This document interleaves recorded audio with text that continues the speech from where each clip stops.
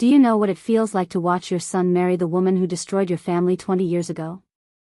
To stand in that church, surrounded by people who think you're just a bitter, jealous mother, while you're screaming inside because you're the only one who knows the truth?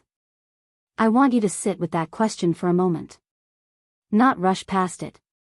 Actually consider what that would feel like. Because that's exactly where I found myself 3 months ago. Standing in the back of St. Mary's Cathedral, watching my only son, Daniel, exchange vows with Elise Harmon, the daughter of the woman who tore my family apart 2 decades earlier. The daughter who knew exactly who my son was when she, accidentally, bumped into him at that coffee shop last year. Welcome to my channel. If you're new here, I'm Rebecca Lawson, and this is where I share stories about family secrets, intergenerational trauma, and the lengths mothers will go to protect their children, even when those children think they don't need protecting. I'm recording this from my home office in Portland. It's raining outside, which feels appropriate for this story. Wherever you're watching from, whatever you're doing right now, I want you to know that this story is going to take you places you don't expect. So if you haven't already, hit that subscribe button. Not at the end, now. Because once we get going, you won't want to stop. This is the story of how I went from being labeled the crazy mother, who tried to stop her son's wedding, to the woman who finally exposed a 20-year conspiracy of revenge that nearly destroyed 2 generations of my family. And I promise you, by the time we reach the end, you'll understand why I'm smiling now. Why I can finally sleep at night. Why the restraining order that once hung on my refrigerator is now just a memory. If you've been here before, you know what to do. Leave me a comment telling me where you're watching from. Tell me if you've ever had that gut feeling about someone that nobody else believed. Tell me if you've ever been called crazy for seeing something no one else could see. Let me take you back to the beginning. Not to the wedding, that's the middle of the story. The beginning was 20 years ago, when I was 32 years old and married to James Lawson, a man I thought I would grow old with. We had a beautiful 5-year-old son, Daniel. We had just bought our dream home in the suburbs. James had recently made partner at his architectural firm. From the outside, we were living the perfect life. What no one knew was that James had been having an affair with his colleague, Catherine Harmon, for nearly a year. Catherine, who had a 3-year-old daughter named Elise. Catherine, who decided one day that sharing James wasn't enough anymore. I didn't discover the affair in some dramatic way. There was no lipstick on his collar, no suspicious text messages. Instead, there was a car accident. A rainy night, a slippery road, and James wrapped his car around a tree after leaving Catherine's apartment. He survived, but barely. And as I sat by his hospital bed for 3 days while he was unconscious, Catherine showed up. She walked into that hospital room like she had every right to be there. She looked at me with this expression I'll never forget, not guilt, not shame, but something closer to irritation. Like I was an inconvenience. And then she said, "He was leaving you tonight. That's why he was at my place. He was saying goodbye." I didn't believe her at first.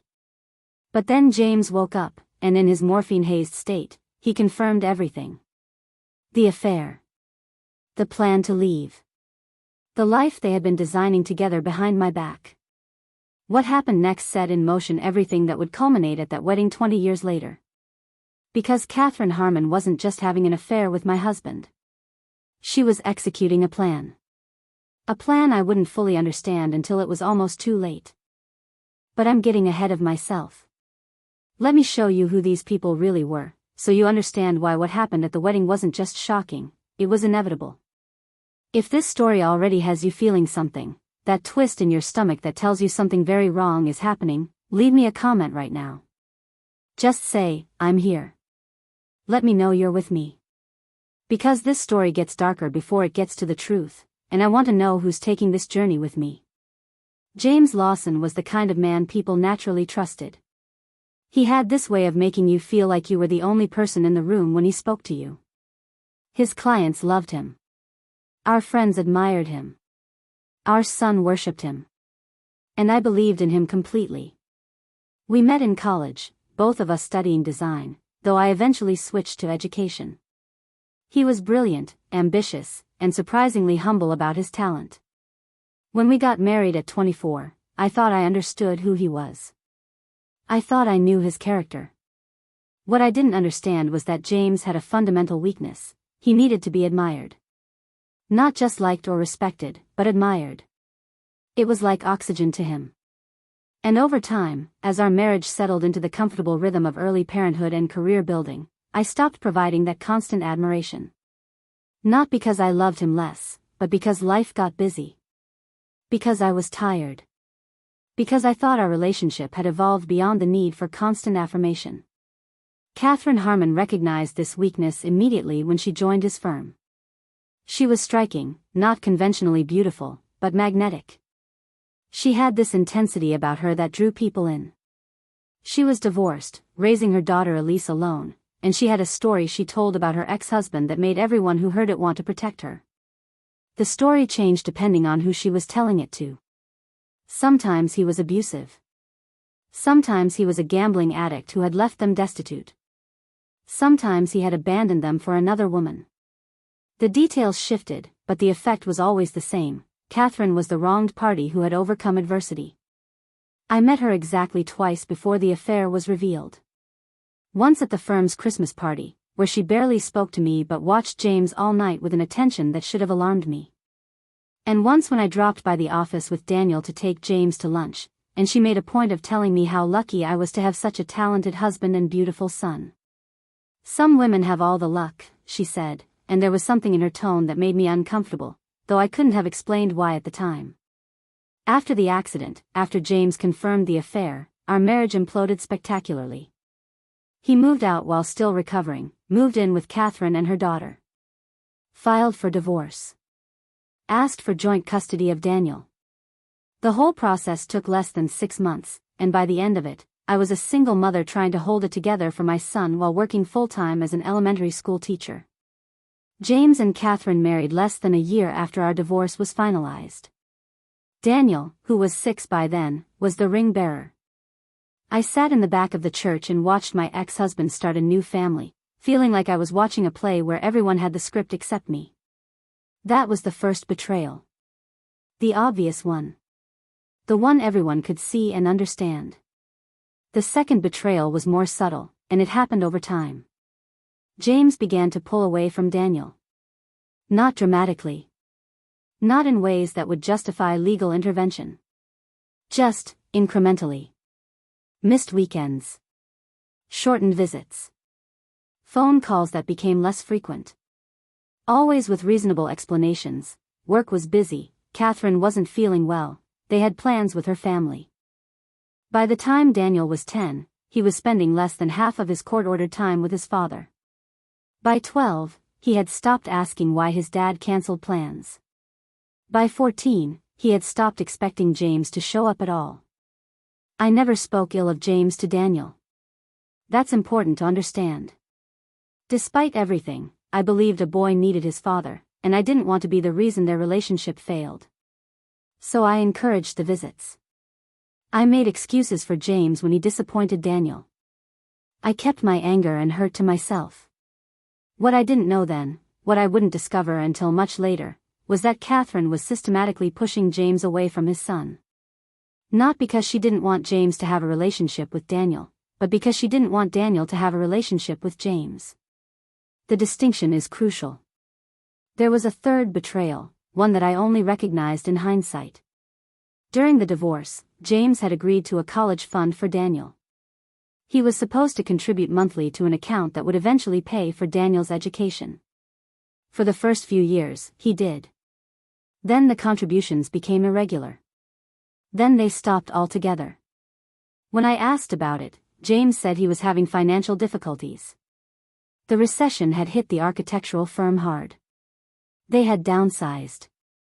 Projects had been canceled. He promised he would make it up when things improved. I believed him. I took on extra tutoring jobs to compensate. I started putting more of my own salary into the college fund. I told myself that James was doing his best. What I didn't know was that during this same period, Catherine and James bought a vacation home in Bend. They took luxury cruises. They sent Elise to an expensive private school. There were no financial difficulties. There was only a deliberate choice to prioritize their new family over Daniel. By the time Daniel was 17, I had given up on James ever being the father our son deserved. I focused instead on making sure Daniel knew he was loved, valued, and supported. I attended every soccer game, every school event. I helped with college applications. I built a life for us that didn't have a James-shaped hole in it. Daniel got accepted to Oregon State on a partial scholarship. The rest we cobbled together through my savings, student loans, and Daniel's part-time job. He majored in engineering, joined a fraternity, made friends. He seemed to have moved past the abandonment, though I noticed he never talked about his father anymore. And then, during his junior year of college, something unexpected happened. James reached out to Daniel. Asked to meet for coffee. Said he wanted to reconnect, to explain, to make amends. Daniel, who had more grace at 20 than most people develop in a lifetime, agreed. They met. They talked. And slowly, cautiously, they began to rebuild a relationship. I was wary but supportive. Daniel was an adult. He had the right to decide what role his father played in his life. And if James was finally ready to step up, who was I to stand in the way? What I didn't know, what I couldn't have known, was that this reconciliation wasn't James's idea at all. It was Catherine's. And it was just the first move in a game that had been 20 years in the making. Daniel graduated from Oregon State with honors. He got a job at a tech company in Portland, bought a small condo, started building his adult life. His relationship with James had stabilized into something resembling a friendship, occasional dinners, holiday visits, phone calls on birthdays. Catherine was always present at these meetings but remained in the background, pleasant but reserved. I had my own life by then. I had been promoted to principal at my elementary school. I had dated occasionally, though nothing serious had developed. I had friends, hobbies, a comfortable routine. The pain of James's betrayal had faded to a dull ache that only occasionally flared up, usually when Daniel mentioned spending time with his father and Catherine. And then, a year after graduation, Daniel called me, sounding more excited than I'd heard him in years. "Mom, I met someone," he said. "Her name is Elise. She's amazing." My first thought was happiness for him. My son, who had been so careful with his heart, had finally found someone who made him feel this way. My second thought was that Elise was a somewhat uncommon name, and wasn't it a coincidence that Catherine's daughter was also named Elise? But of course, it couldn't be the same Elise. Catherine's daughter would be around 18 now, still in college probably. And besides, Daniel had never met her. The few times he had visited James and Catherine's home over the years, Elise had always been away, at school, at a friend's house, at some activity or another. "Tell me about her," I said, and Daniel launched into a description of this wonderful woman he had met at a coffee shop near his office. How they had started talking when he accidentally knocked over her laptop bag. How they had discovered they both loved the same obscure indie band. How easy it was to talk to her, how she understood him in ways no one else ever had. "She's smart, Mom. Like, scary smart. She's finishing her master's in psychology. And she's kind. You're going to love her." I was happy for him. Truly. And when he brought her to dinner at my house a few weeks later, I was prepared to love this woman who had put such joy in my son's voice. Elise Harmon was striking in the same way her mother had been, not conventionally beautiful, but magnetic. She had dark hair cut in a stylish bob, intelligent eyes, and a smile that transformed her face. She was articulate, thoughtful, and she looked at Daniel with what appeared to be genuine affection. It wasn't until she was helping me clear the dishes after dinner that I noticed something odd. A small scar on her wrist, partially covered by a bracelet. A distinctive scar in the shape of a crescent moon. I froze, my hands still in the soapy water. Because I had seen that scar before. 20 years earlier, on the wrist of a 3-year-old girl who had been sitting on Catherine's lap in that hospital room when she came to tell me James was leaving me. "That's an unusual scar," I said, trying to keep my voice casual. "How did you get it?" Elise glanced down, then tugged her bracelet to cover it. Oh, childhood accident. I barely remember it. She changed the subject smoothly, asking about a photo of Daniel on the refrigerator. But I couldn't focus on her question. My mind was racing, trying to make sense of what was happening. This was Catherine's daughter. This was the little girl who had grown up in the home James had made with Catherine after leaving us. And now she was dating my son. It couldn't be a coincidence. It couldn't be. But Daniel had said they met by accident at a coffee shop. He had no idea who she was. Which meant Elise knew exactly who Daniel was when she, accidentally, bumped into him. She had deliberately sought out my son, created a meet-cute scenario, and inserted herself into his life without revealing their connection. Why? What possible reason could she have for hiding this from Daniel? And more importantly, did James and Catherine know what she was doing? I finished washing the dishes in a daze, my mind spinning with possibilities, none of them good. When Daniel and Elise left that evening, I hugged my son tightly and told him to drive safely. I smiled at Elise and said it was lovely to meet her. I closed the door behind them and immediately reached for my phone. I called James for the first time in years. When he answered, sounding surprised to hear from me, I didn't waste time on pleasantries. Did you know Elise is dating Daniel? I asked. There was a pause, too long to be natural. Then, what are you talking about, Rebecca? Your stepdaughter, Elise. She's dating our son. They've been seeing each other for weeks. She was just at my house for dinner. Another pause. Then James's voice, careful and measured, I think you must be confused. Elise is in Europe right now. She's doing a semester abroad in Paris. The lie was so smooth, so confident, that for a moment I doubted myself. But I had just spent 3 hours with Elise Harmon. I had seen the scar. I knew. James, stop lying. I recognized her. The scar on her wrist. He cut me off. Rebecca, I think you should talk to someone. This fixation isn't healthy. Elise is in Paris. She has been for months. Whatever you think you saw. I hung up. My hands were shaking. Either James was lying to me, or he genuinely didn't know his stepdaughter was in Portland, dating his son. Neither option made sense. Neither option was good. I spent that night researching. I found Elise's social media accounts, which were mostly private but had enough public photos to confirm she was definitely the woman I had met. I found her university profile, which listed her as a graduate student in clinical psychology, specializing in family systems and intergenerational trauma. And then I found something that made my blood run cold. A paper she had published in a student journal, titled Revenge as Restoration: Psychological Mechanisms of Transgenerational Justice Seeking. The abstract described how children of wronged parents sometimes unconsciously seek to right perceived injustices through relationships with the children of the person who wronged their parent.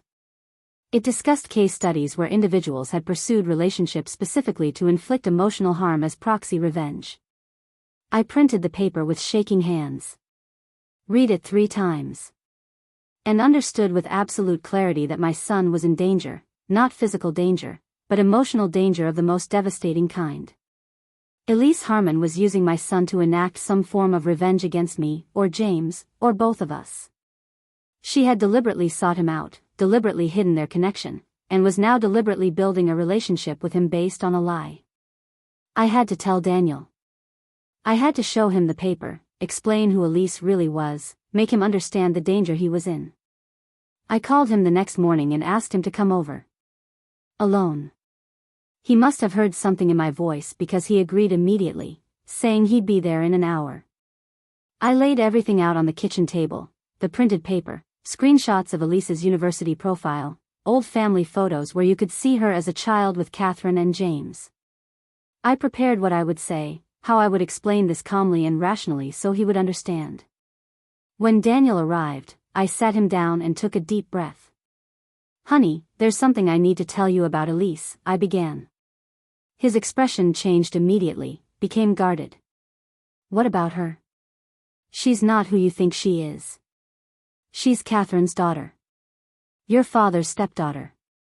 She deliberately sought you out, Daniel. She's been lying to you from the beginning. I pushed the evidence toward him, but he didn't look at it. He was staring at me with an expression I'd never seen before, a mixture of disappointment and anger. I know who she is, Mom. The words hit me like a physical blow. You know? He nodded. She told me after our third date. She explained everything. How her mom married my dad. How they kept us apart growing up because they thought it would be too complicated. How she saw my picture on Dad's desk and was curious about the brother she never got to know. Brother? The word felt wrong in my mouth. Daniel, she's not your sister. She's your father's stepdaughter. I know that, he said, impatient now. But we grew up in the same extended family, even if we never met. We could have been raised as siblings in different circumstances. And that doesn't concern you? That you're dating someone who could have been your stepsister? We're not related, Mom. And we didn't grow up together. There's nothing wrong with our relationship. I pushed the paper toward him again. Then explain this. It's a paper she wrote about using relationships for revenge. She's studying psychological manipulation, Daniel. She sought you out deliberately. He glanced at the paper, then back at me. This is a theoretical academic paper. It has nothing to do with us. And she didn't seek me out, we met by accident. At a coffee shop near your office, I said. Did she happen to mention that she doesn't live or work anywhere near that coffee shop? That she would have had to go out of her way to be there? A flicker of doubt crossed his face, quickly replaced by defensiveness. You're reaching, Mom. Elise has been completely honest with me. More honest than you're being right now. What does that mean? It means she told me you might react this way. That you've never gotten over Dad leaving, that you've always hated Catherine, and that you'd probably try to sabotage our relationship because of your own unresolved issues. I felt like I'd been slapped. And you believed that?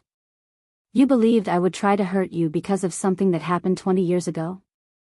I didn't want to believe it, he said, standing up. But look at what you're doing right now.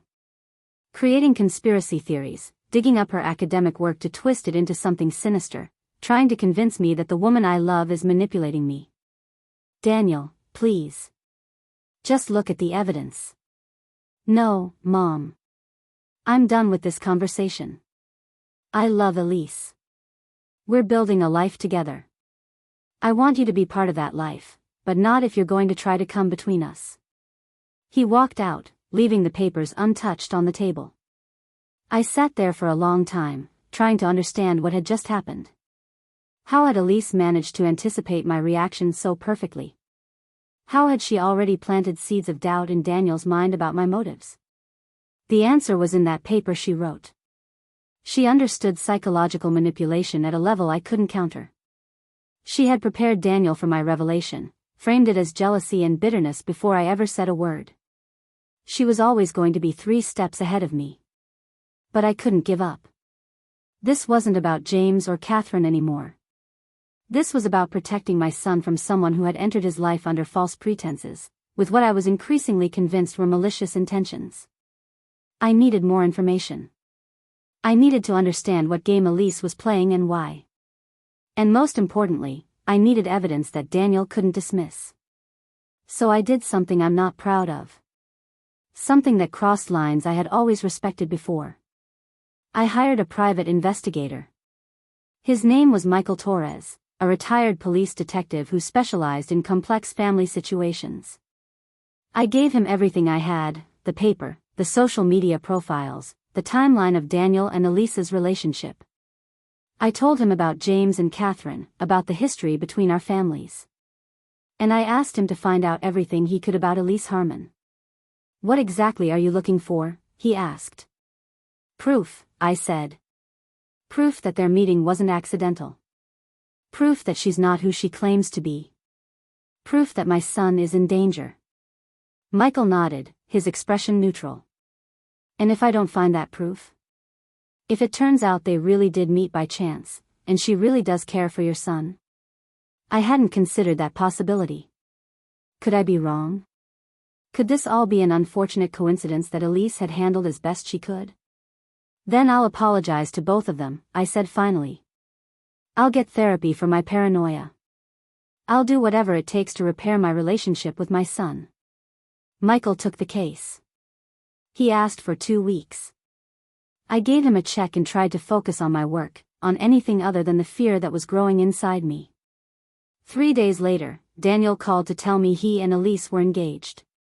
It's fast, I know, he said, his voice a mixture of defiance and joy. But when you know, you know.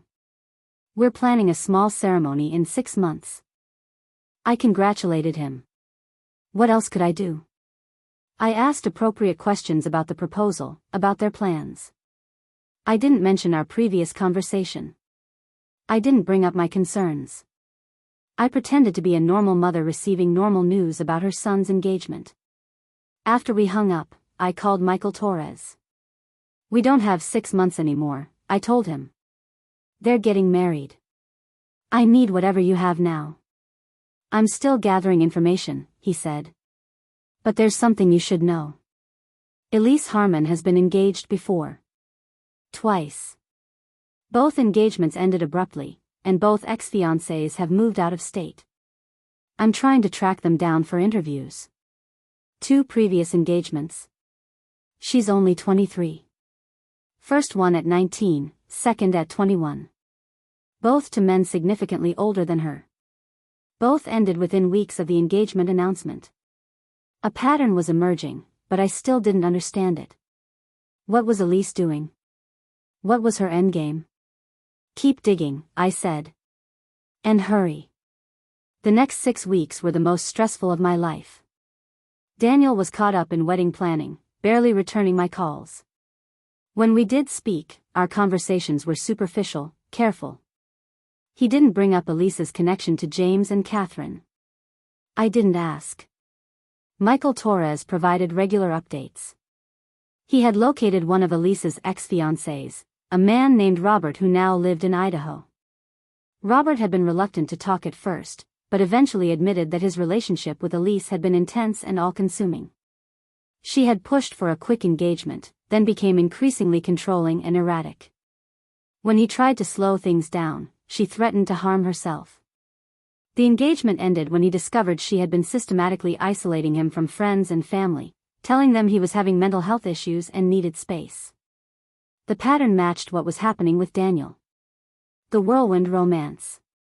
The quick engagement. The subtle isolation. Daniel was calling me less, seeing his friends less, focusing his entire life around Elise. But I still didn't have the smoking gun, the irrefutable evidence that would make Daniel see the truth. And without it, any attempt to intervene would only push him further away. And then, 8 weeks after Daniel's engagement announcement, Michael Torres called me at midnight. I found something, he said. Something big. Can you meet me tomorrow morning? Tell me now, I insisted. Not over the phone. This is complicated. And you're going to need to see the documentation yourself. We arranged to meet at a coffee shop the next morning. I barely slept that night, my mind racing with possibilities. What had Michael found? Was it enough to save Daniel?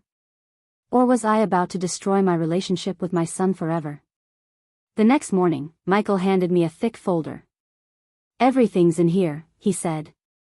Bank records, emails, text messages, social media posts. It's not just Elise. It's Catherine too. They've been planning this for years. I opened the folder with shaking hands. And what I saw inside changed everything. The folder Michael Torres handed me contained evidence of something far more calculated than I had imagined.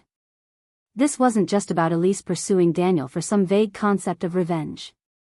This was a coordinated, long-term plan orchestrated by both Catherine and Elise.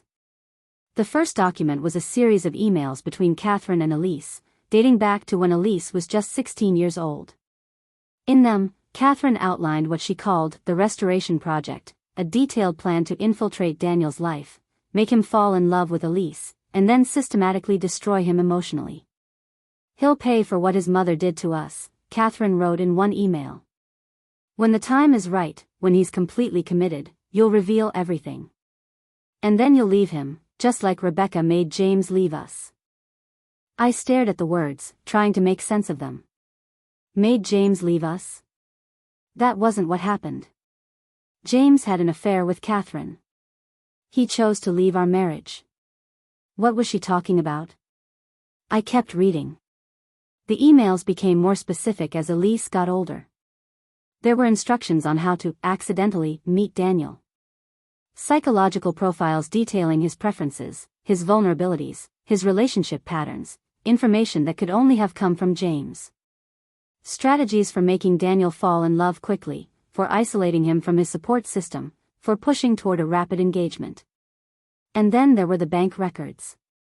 Regular transfers from Catherine to Elise, labeled Project R. Payments to a private investigator who had been tracking Daniel's movements for years.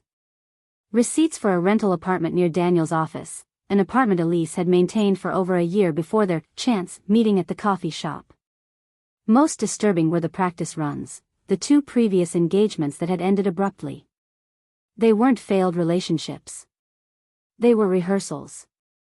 Elise had deliberately targeted men with psychological profiles similar to Daniel's, practiced her techniques of emotional manipulation, and then ended the engagements once she had confirmed her methods worked. "The final phase is almost ready," Elise wrote to her mother 6 months before meeting Daniel. "Target is established in his career, has stable housing, and sufficient assets to make the impact significant.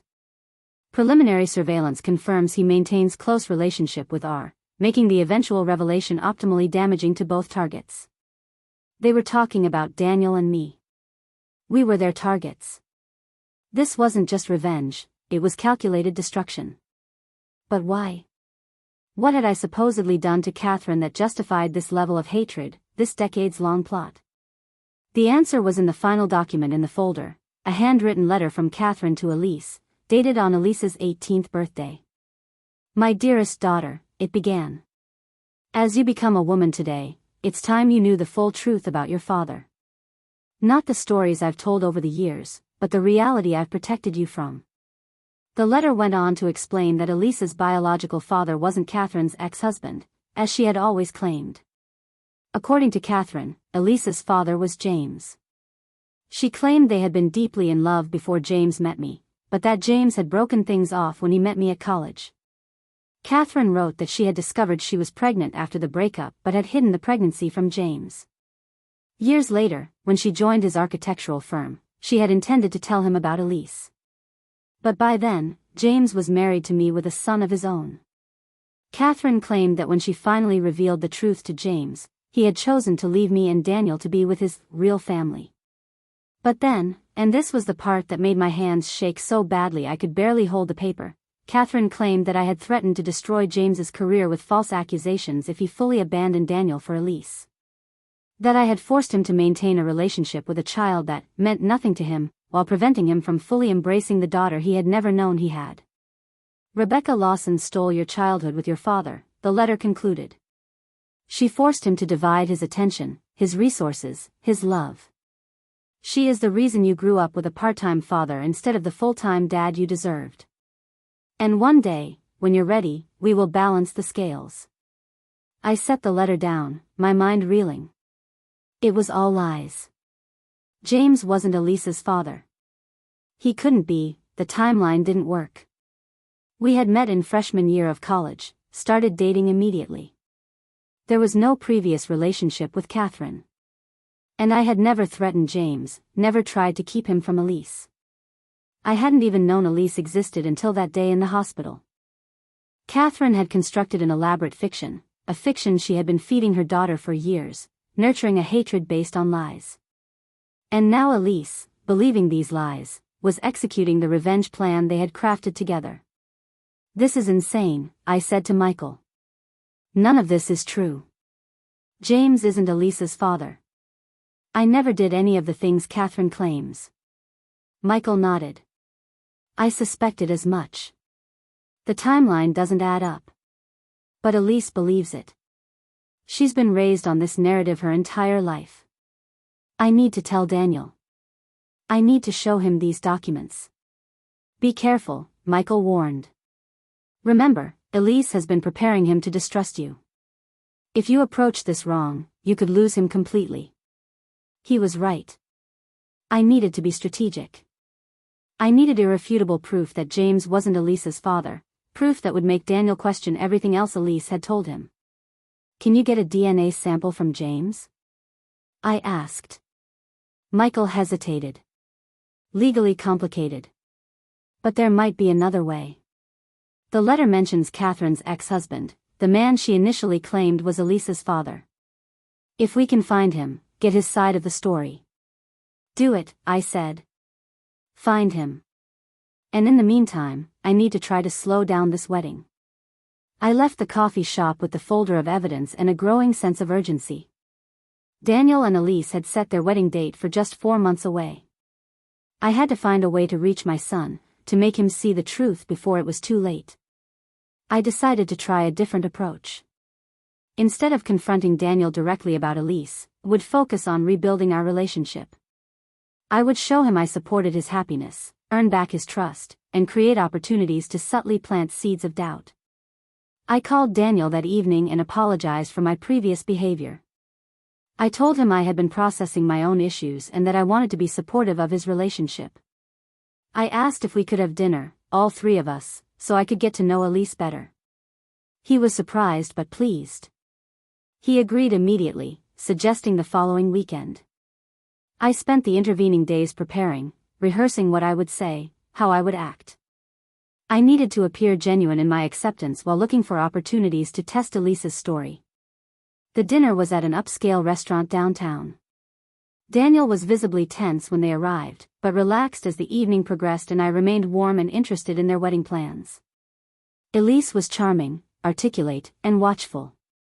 I could feel her assessing me, looking for signs of hostility or suspicion. Elise, Daniel mentioned you're finishing your master's in psychology, I said as our entrees arrived. What drew you to that field? I've always been fascinated by family dynamics, she replied smoothly. How our early experiences shape our adult relationships. How patterns repeat across generations. That's fascinating, I said. Were you influenced by your own family experiences?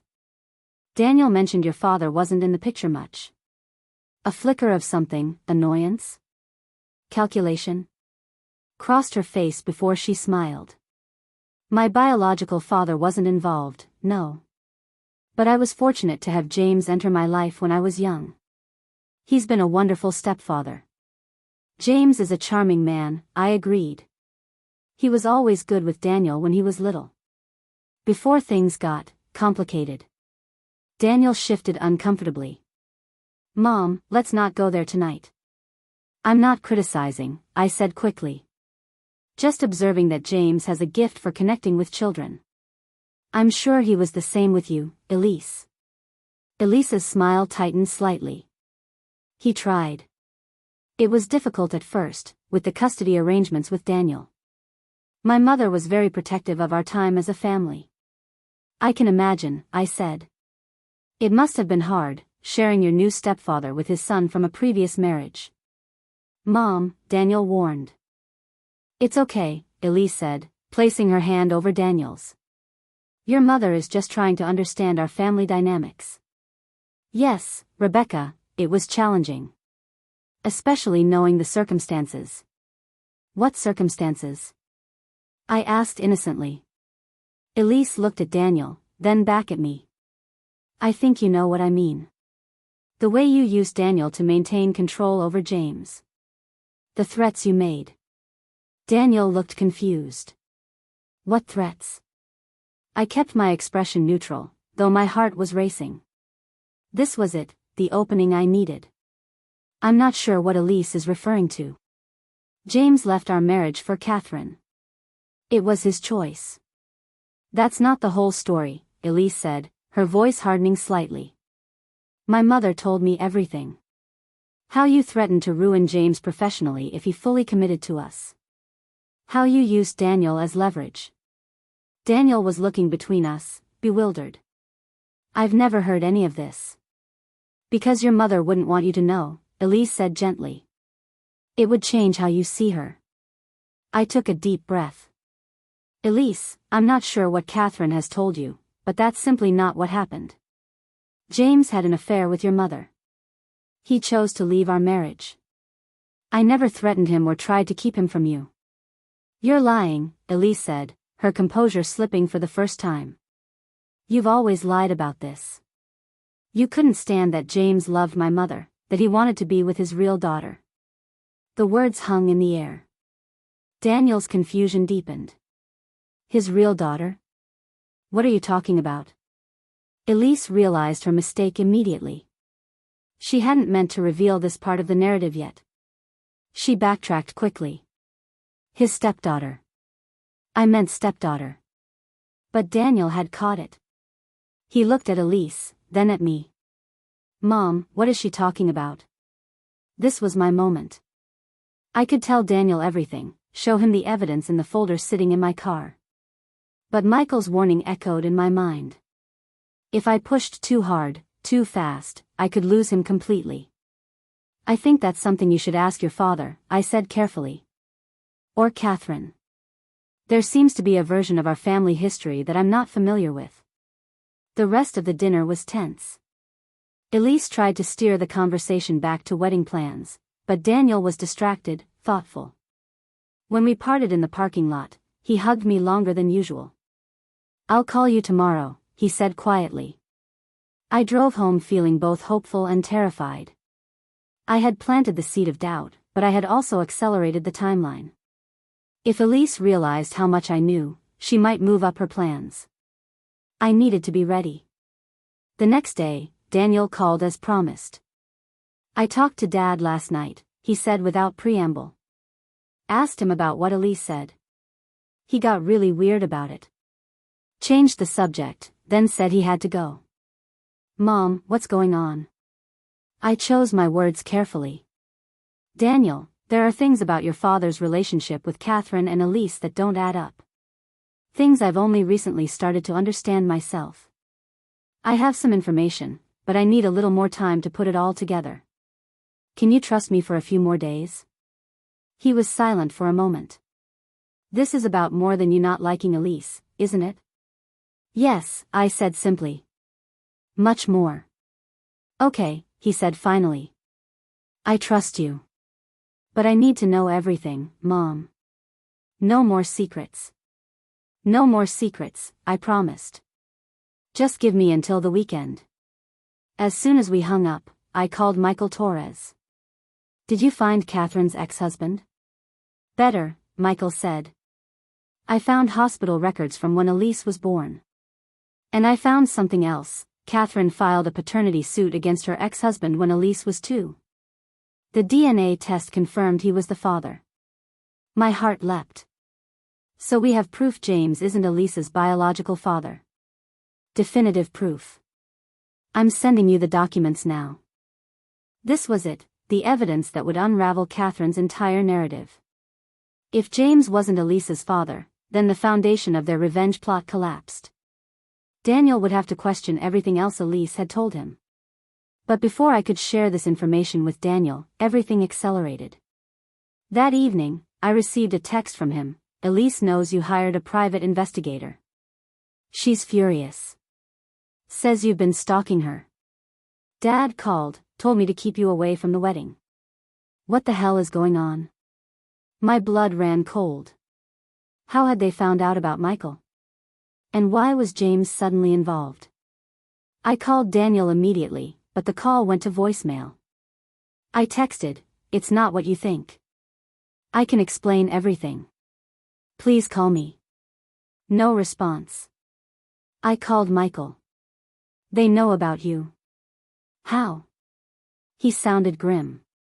I've been careful, but Catherine has resources. She might have had her own surveillance. We need to move fast. They're going to close ranks around Daniel. I'm going to his apartment, I decided. I need to show him the evidence before they convince him I'm completely unhinged. Be careful, Michael warned. Document everything. Record any conversations if you legally can. This is getting dangerous. I grabbed the folder of evidence and drove to Daniel's condo. When I arrived, his car wasn't in its usual spot, but lights were on in his unit. I knocked on the door, heart pounding. Elise opened it. She was alone. "Daniel's not here," she said coldly. "And you're not welcome." "I need to speak with my son," I said, keeping my voice steady. "Where is he?" "With his father.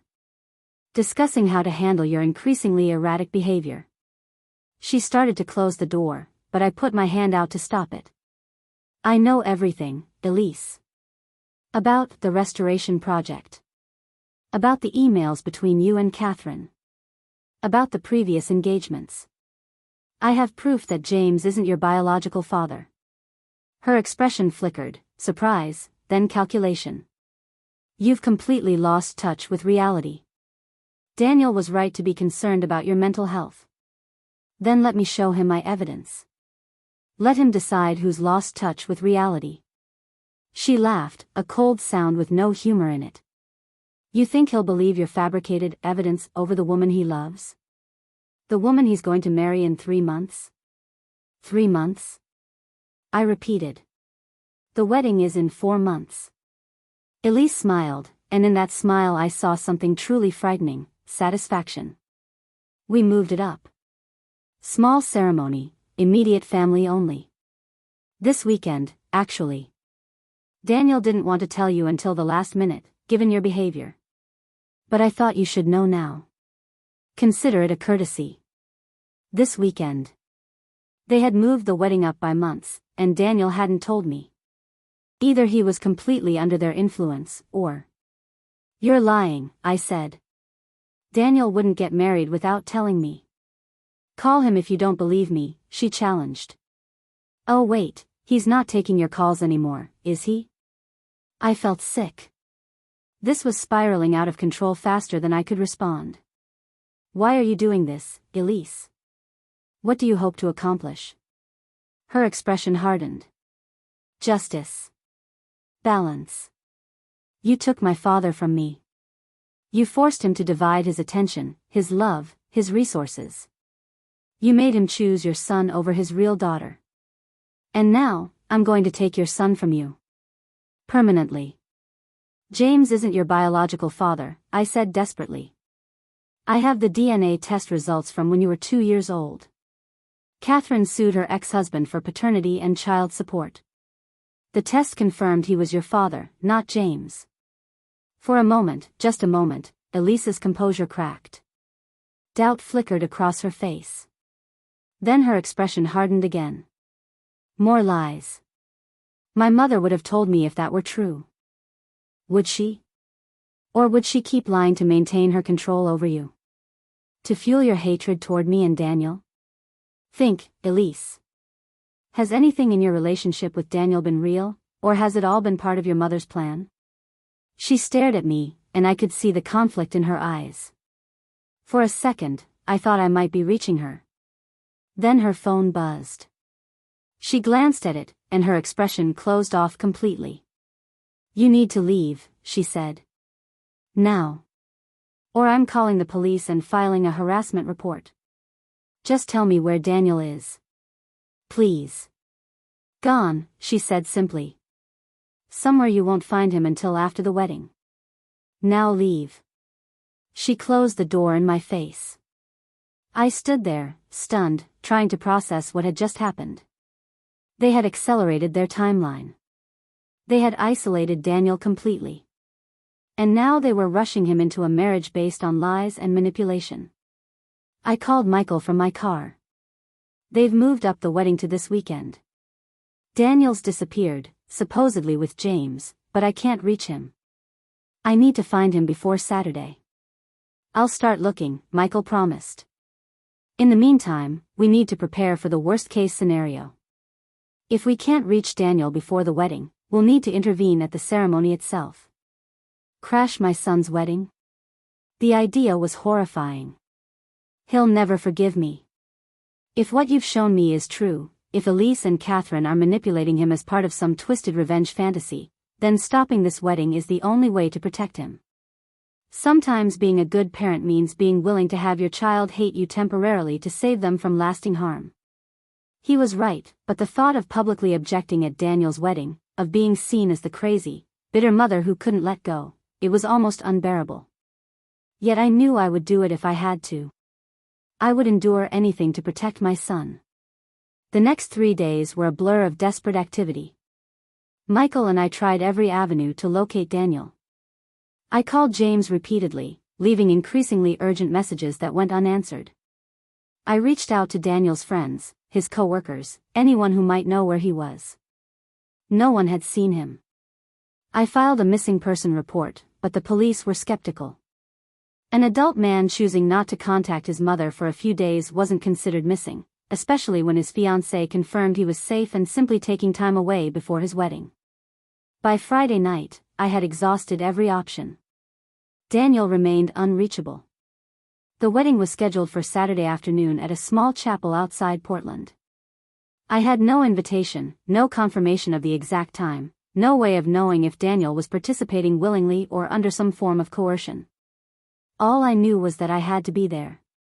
I had to try one last time to show him the truth before he made a mistake that could destroy his life. Saturday morning, I dressed carefully in a simple blue dress, appropriate for a wedding, though not one I had been invited to. I put the folder of evidence in my bag, along with a letter I had written to Daniel explaining everything, in case I couldn't speak to him directly. I drove to the chapel Michael had identified through his contacts, arriving 2 hours before the ceremony was scheduled to begin. The parking lot was nearly empty. Just a few cars, a catering van, what looked like the photographer's vehicle, and a black SUV with tinted windows that I recognized as James's. I parked at the far end of the lot and waited, watching the entrance. Guests began to arrive, not many, perhaps 20 in total. I recognized a few of James's colleagues, some of Catherine's friends. None of Daniel's friends were there. No one from his life independent of James and Catherine. It confirmed what I had suspected, this rushed ceremony was designed to isolate him completely. I waited until most guests were inside before approaching the chapel. As I reached the entrance, a security guard stepped forward. "Name?" he asked, clipboard in hand. "Rebecca Lawson," I said. "Mother of the groom." He checked his list, then looked up with a practiced neutral expression. "I'm sorry, you're not on the guest list." "There must be a mistake," I said, though I knew there wasn't. "I'm Daniel's mother." "Ma'am, I have specific instructions that you are not to be admitted. Please leave the premises." I felt a surge of panic. They had anticipated this. They had hired security specifically to keep me out. "I need to speak to my son." "Please, just tell him I'm here." "If you don't leave voluntarily, I'll have to escort you off the property," he said, his tone hardening. I took a step back, mind racing. I couldn't force my way past security. I couldn't create a scene that would only reinforce the narrative that I was unstable. I needed another approach. I returned to my car and called Michael. "They have security at the door. I can't get in." "There must be another entrance," he said. "A side door, service entrance, something." I circled the building, staying out of sight of the main entrance. At the back, I found a small door that appeared to lead to a preparation area. It was unlocked. I slipped inside, finding myself in a narrow hallway that led past small rooms on either side. From one room, I heard voices, a woman speaking firmly, a man responding in a tone I recognized immediately. "Daniel." My son was just on the other side of that door. I approached quietly, listening. "You need to pull yourself together," the woman was saying. "Catherine," I realized. "The ceremony starts in 30 minutes. Elise is counting on you." "I still don't understand why we had to rush everything," Daniel said, his voice strained. "Why couldn't we wait until the original date? And why isn't my mom here? Elise said she was invited. After the way she's been behaving? The private investigator? The wild accusations? She's not stable," Daniel. We've discussed this. I know, but she's still my mother. It doesn't feel right, getting married without her here. Would you rather have her cause a scene? Embarrass you and Elise on your special day? Sometimes we have to make difficult choices to protect the people we love. There was a pause, then Daniel's voice again, quieter now. I tried calling her yesterday. Her phone was off. My heart clenched. My phone hadn't been off. They had blocked my number on his phone, or worse, created a fake number that he thought was mine. She's made her choices, Catherine said. Now you need to make yours. Elise loves you. She's waiting for you. Don't let your mother's issues ruin this day for both of you. I couldn't wait any longer. I knocked on the door, then opened it before anyone could respond. Daniel was standing by a window in a black tuxedo, Catherine beside him. They both turned, startled by the interruption. Daniel's eyes widened when he saw me. Mom? What are you doing here? How did you get in? Catherine's face hardened. I'm calling security, she said, reaching for her phone. Daniel, I need to talk to you, I said urgently.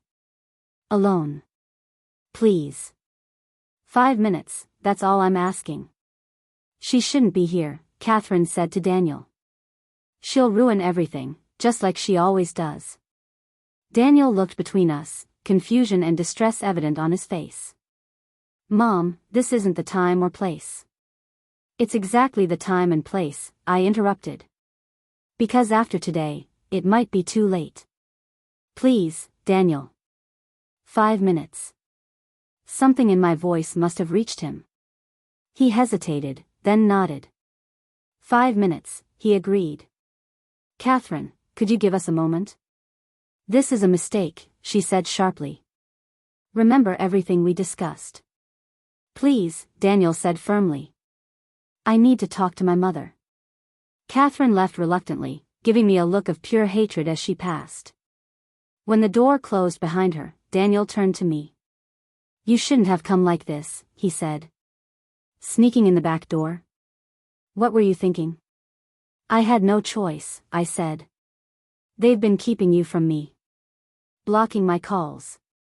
Lying to you about me. No one's been lying. They have, I insisted. Daniel, this entire relationship with Elise is based on lies. She sought you out deliberately as part of a revenge plan she and Catherine have been working on for years. I have proof. I reached into my bag for the folder, but Daniel stepped back. Stop, he said. Just stop. I don't want to hear more conspiracy theories. Not today. Not right before I'm about to get married. It's not a theory, I said desperately. I have emails between Catherine and Elise discussing their plan. I have bank records showing payments for surveillance on you. I have proof that James isn't Elise's biological father, despite what Catherine has told her for years. Daniel stared at me, his expression a mixture of anger and pain. Do you hear yourself? Do you? Daniel stared at me, his expression a mixture of anger and pain. Do you hear yourself? Do you have any idea how crazy this sounds? You're talking about elaborate revenge plots and secret surveillance. You hired a private investigator to dig into my fiancé's past. And now you're crashing my wedding with wild accusations. This isn't normal, Mom. This isn't healthy. I know how it sounds, I admitted. But please, just look at the evidence. Then decide. I held out the folder. Daniel looked at it for a long moment, then shook his head. I can't do this right now. I'm getting married in 20 minutes. Daniel, please. No, Mom. This has to stop. I love Elise. She loves me. Whatever issues you have with Dad and Catherine, they're your issues, not mine. Not ours. She doesn't love you, I said, the words tearing from me in desperation. She's using you to hurt me. To hurt us both. His face hardened. Get out. Now. Or I'll call security myself. Daniel. Now, he shouted, his voice breaking. I can't do this anymore. I can't keep trying to manage your paranoia and jealousy. If you can't be happy for me, if you can't accept Elise, then I don't want you in my life. It's that simple. The words hit me like physical blows. My son, my only child, was cutting me out of his life. And I couldn't even blame him. From his perspective, I was the irrational one. The unstable one. The threat to his happiness. I had failed. Despite everything I had discovered, everything I had tried to do, I had failed to reach him. Catherine and Elise had won. I love you, I said, my voice barely above a whisper. Whatever you believe about me, please know that everything I've done has been because I love you. He didn't respond. He just looked away, toward the window, his jaw tight. I placed the folder on a small table near the door. The evidence is here if you ever want to see it. I'll go now. I won't disrupt your wedding. I turned to leave, my heart breaking with each step. As I reached for the doorknob, Daniel spoke. Why would she do it? His voice was quiet, uncertain. Why would Elise fake a relationship with me just to hurt you? I turned back. He hadn't moved, was still staring out the window, but he had asked the question. A crack in the wall they had built around him. Because Catherine convinced her that I destroyed her family, I said carefully. She told Elise that James is her biological father, that he left me for Catherine when he discovered the truth, and that I used threats and manipulation to keep him connected to you instead of fully committing to her. None of it is true, but Elise believes it. She's been raised on this narrative her entire life. Daniel finally looked at me. And your proof? What exactly do you have? Emails between Catherine and Elise discussing their plan. Bank records showing payments for surveillance on you. Documentation of Elise's previous practice engagements. And most importantly, the results of a paternity test from when Elise was 2 years old, proving that Catherine's ex-husband is her biological father, not James. He was silent for a long moment. Then he walked to the table and picked up the folder. 20 minutes, he said. That's how long until I'm supposed to be at the altar. Show me what you have. My hands shaking, I opened the folder and laid out the key documents. The emails first, showing the development of the restoration project over years. The bank records showing the systematic funding. The rental agreement for the apartment near Daniel's office, signed months before their accidental meeting. The paternity test results. Daniel read in silence, his expression growing more troubled with each document. When he reached Catherine's letter to Elise on her 18th birthday, the one laying out the false narrative about James being her father, he sat down heavily in a nearby chair. This can't be real, he said, but his voice lacked conviction. They wouldn't do this. Elise wouldn't do this. She believes she's righting a wrong, I said gently. She believes I'm the villain in her story. Catherine has been feeding her that narrative her entire life. Daniel looked up at me, his eyes haunted. The paternity test. It's definitive. James isn't her father. It's definitive. Catherine sued her ex-husband for child support when Elise was 2. The court ordered a paternity test, which confirmed he was Elise's biological father. Catherine has been lying to Elise about this fundamental fact of her identity for over 20 years. Daniel stood abruptly, gathering the documents and shoving them back into the folder. I need to talk to Elise. Now. Before the ceremony. Daniel, be careful. If she realizes you know. I need to hear her side, he interrupted. I need to look her in the eyes when I ask her about this. Before I could respond, the door opened. James stood there, his expression shifting from surprise to anger when he saw me. What is she doing here? He demanded, looking at Daniel. The ceremony is about to start. Everyone's waiting. Daniel held up the folder. Did you know about this? About what Catherine and Elise have been planning? James's eyes darted to the folder, then to me, then back to Daniel. What are you talking about? What has she been telling you? The truth, Daniel said. Or at least her version of it. I need to talk to Elise before the ceremony. There's no time for that, James said dismissively. Whatever your mother has shown you, whatever story she's concocted, it can wait until after the wedding. No, it can't, Daniel insisted. I need to know if my relationship is based on a lie. I need to know if the woman I'm about to marry has been using me as part of some twisted revenge fantasy. James's expression hardened. This is ridiculous. Your mother has always been jealous of Catherine, always resented our happiness. Now she's trying to sabotage your wedding with conspiracy theories. Don't let her manipulate you like this. Manipulate him? I couldn't stay silent any longer. That's rich coming from you. Did you know Catherine has been telling Elise for 20 years that you're her biological father? Did you know they've been planning this restoration project together for years? James paled slightly.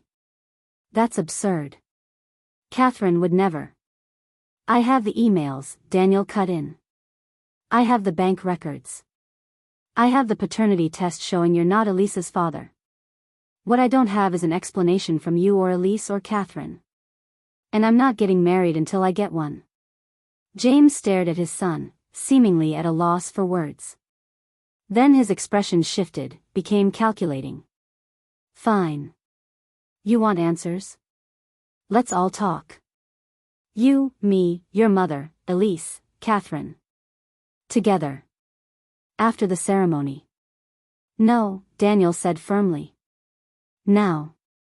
Before I make vows I might not be able to keep. James looked like he might argue further, but something in Daniel's expression stopped him. He nodded stiffly. I'll get Elise and Catherine. Wait here. He left, closing the door behind him. Daniel turned to me, his face a mask of controlled pain. If this is true, he said quietly, if Elise has been lying to me from the beginning, using me as some kind of revenge proxy, I don't know what I'll do. I'm so sorry, I said, resisting the urge to reach for him. I never wanted to hurt you. I just couldn't let you marry her without knowing the truth. He nodded, his gaze distant. All those things she said about you. About how bitter you were, how you never got over Dad leaving. How you might try to sabotage our relationship because of your own issues. She was preparing me, wasn't she? Making sure I wouldn't believe you if you tried to warn me. Yes, I said simply. It's a manipulation technique. Preemptively discrediting the person who might expose the truth. Daniel laughed, a hollow sound with no humor in it. She's good. Really good. I believed every word. I was ready to cut you out of my life based on her assessment of your mental state. You had no reason not to believe her, I said. She's trained in psychology. She knew exactly what she was doing. Before Daniel could respond, the door opened again. James entered, followed by Catherine and Elise. Elise was in her wedding dress, a simple white gown that made her look younger, more vulnerable. Her expression was a mixture of confusion and concern. Daniel? What's going on? She asked, her voice trembling slightly. Why is she here? Catherine stood slightly behind her daughter, her face a mask of controlled fury. I told you she would try to ruin this day. I warned you. Daniel held up the folder. I need you to explain this, Elise. All of it. The emails. The surveillance. The restoration project.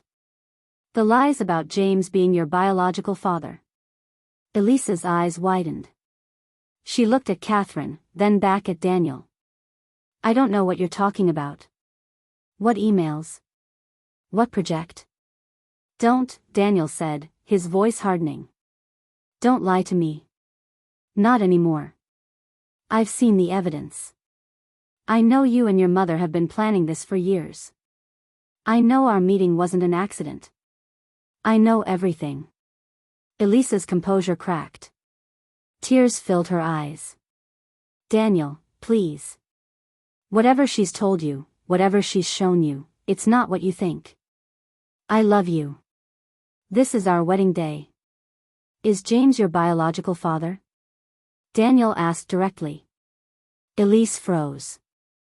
She glanced at Catherine again, a silent communication passing between them. Answer the question, Daniel insisted. Is James your biological father? Yes, Elise said, but her voice wavered. My mother told me. Your mother lied, I interrupted, unable to stay silent. I have the paternity test results from when you were 2 years old. Your biological father is Catherine's ex-husband, not James.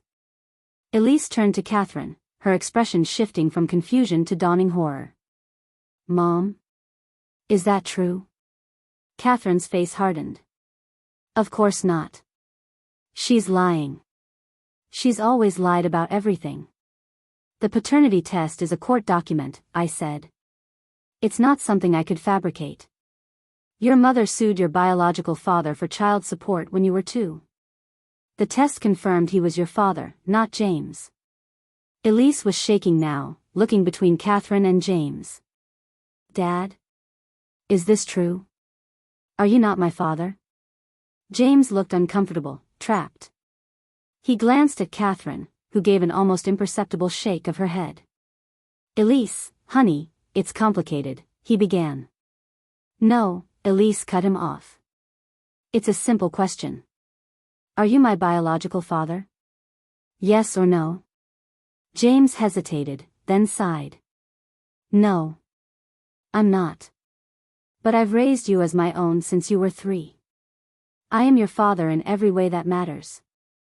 Elise staggered back as if physically struck. You've known? All this time, you've known I wasn't your daughter? And you let me believe, she turned to Catherine, her voice rising. You told me he was my real father. You told me Rebecca kept him from me. You told me. I told you what you needed to hear, Catherine snapped. What difference does biology make? James chose us. He left them for us. That's what matters. You lied to me, Elise whispered.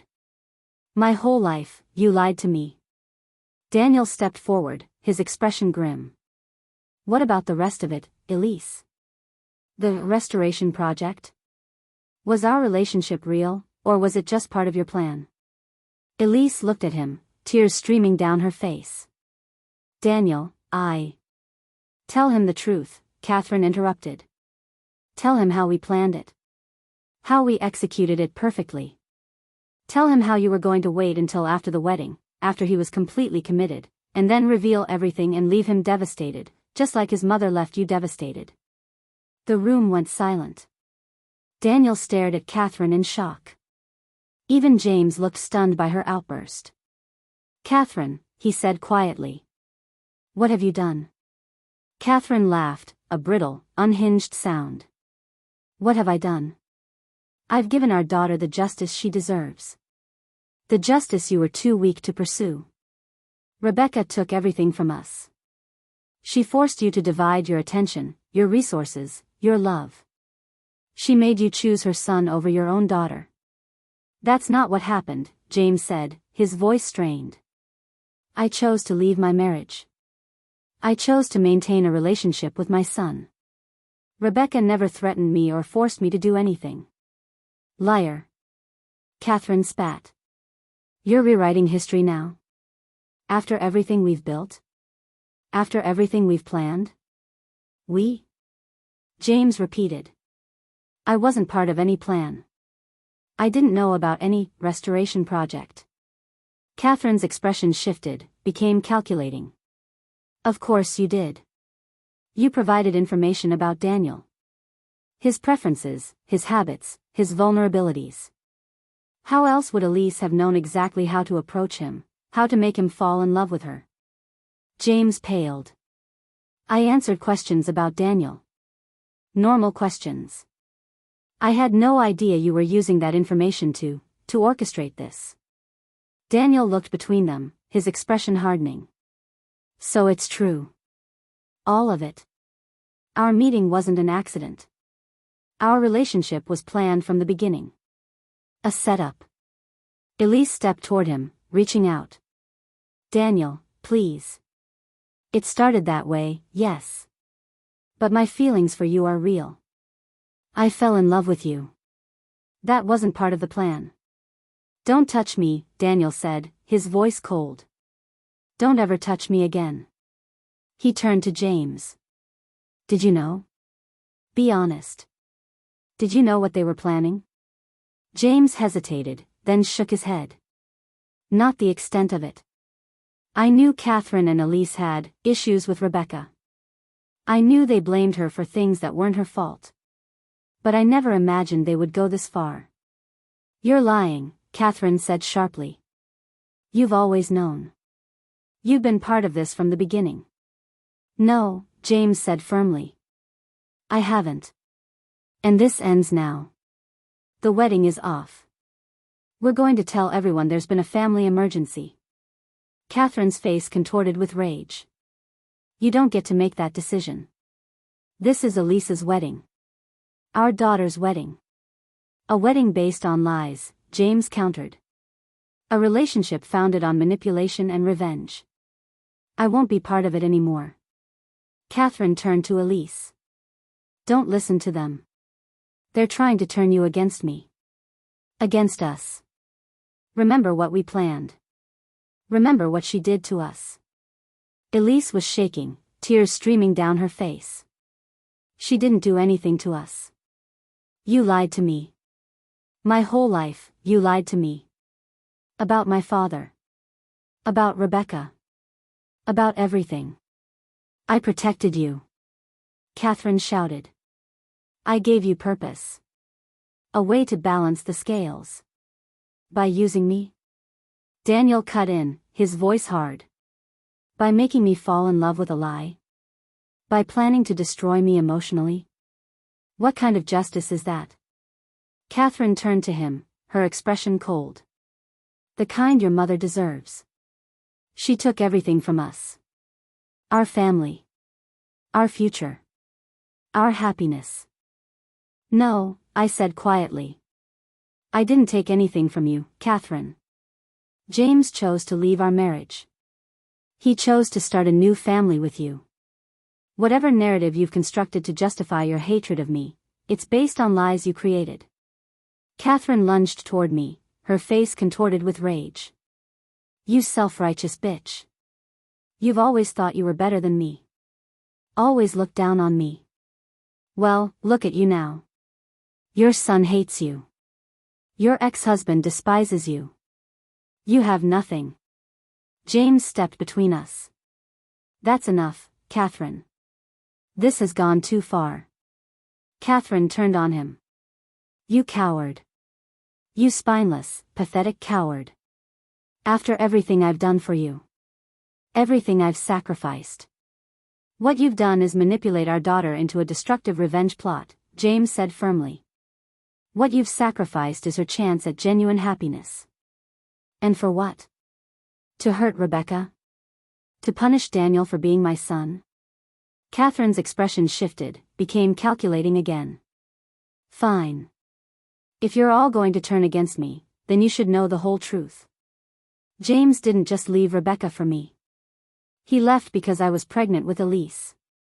He knew she was his daughter from the beginning. James stared at her in shock. What are you talking about? We didn't even know each other when Elise was conceived. We did, Catherine insisted. We had a brief affair before you met Rebecca. I never told you I was pregnant. When we reconnected at the firm years later, I finally told you the truth. That's why you left her. For your real family. That's a lie, James said, his voice shaking with anger. A complete fabrication. I never met you before you joined the firm. Elise was already 2 years old by then. And I've seen the paternity test. I'm not her biological father. Catherine's face contorted. You're all against me. All of you. After everything I've done. Daniel turned to Elise, who stood frozen, tears streaming down her face. Did you know? About all these lies? About the paternity test? Elise shook her head slowly. I believed what my mother told me. That James was my biological father. That Rebecca had threatened him, forced him to stay connected to you instead of fully committing to me. That's why you targeted me, Daniel finished for her. Why you created a fake relationship to hurt me and my mother. It wasn't fake, Elise whispered. Not for me. Not after I got to know you. Daniel laughed bitterly. How am I supposed to believe anything you say? Our entire relationship was built on lies. Our meeting wasn't an accident. Your interest in me wasn't genuine.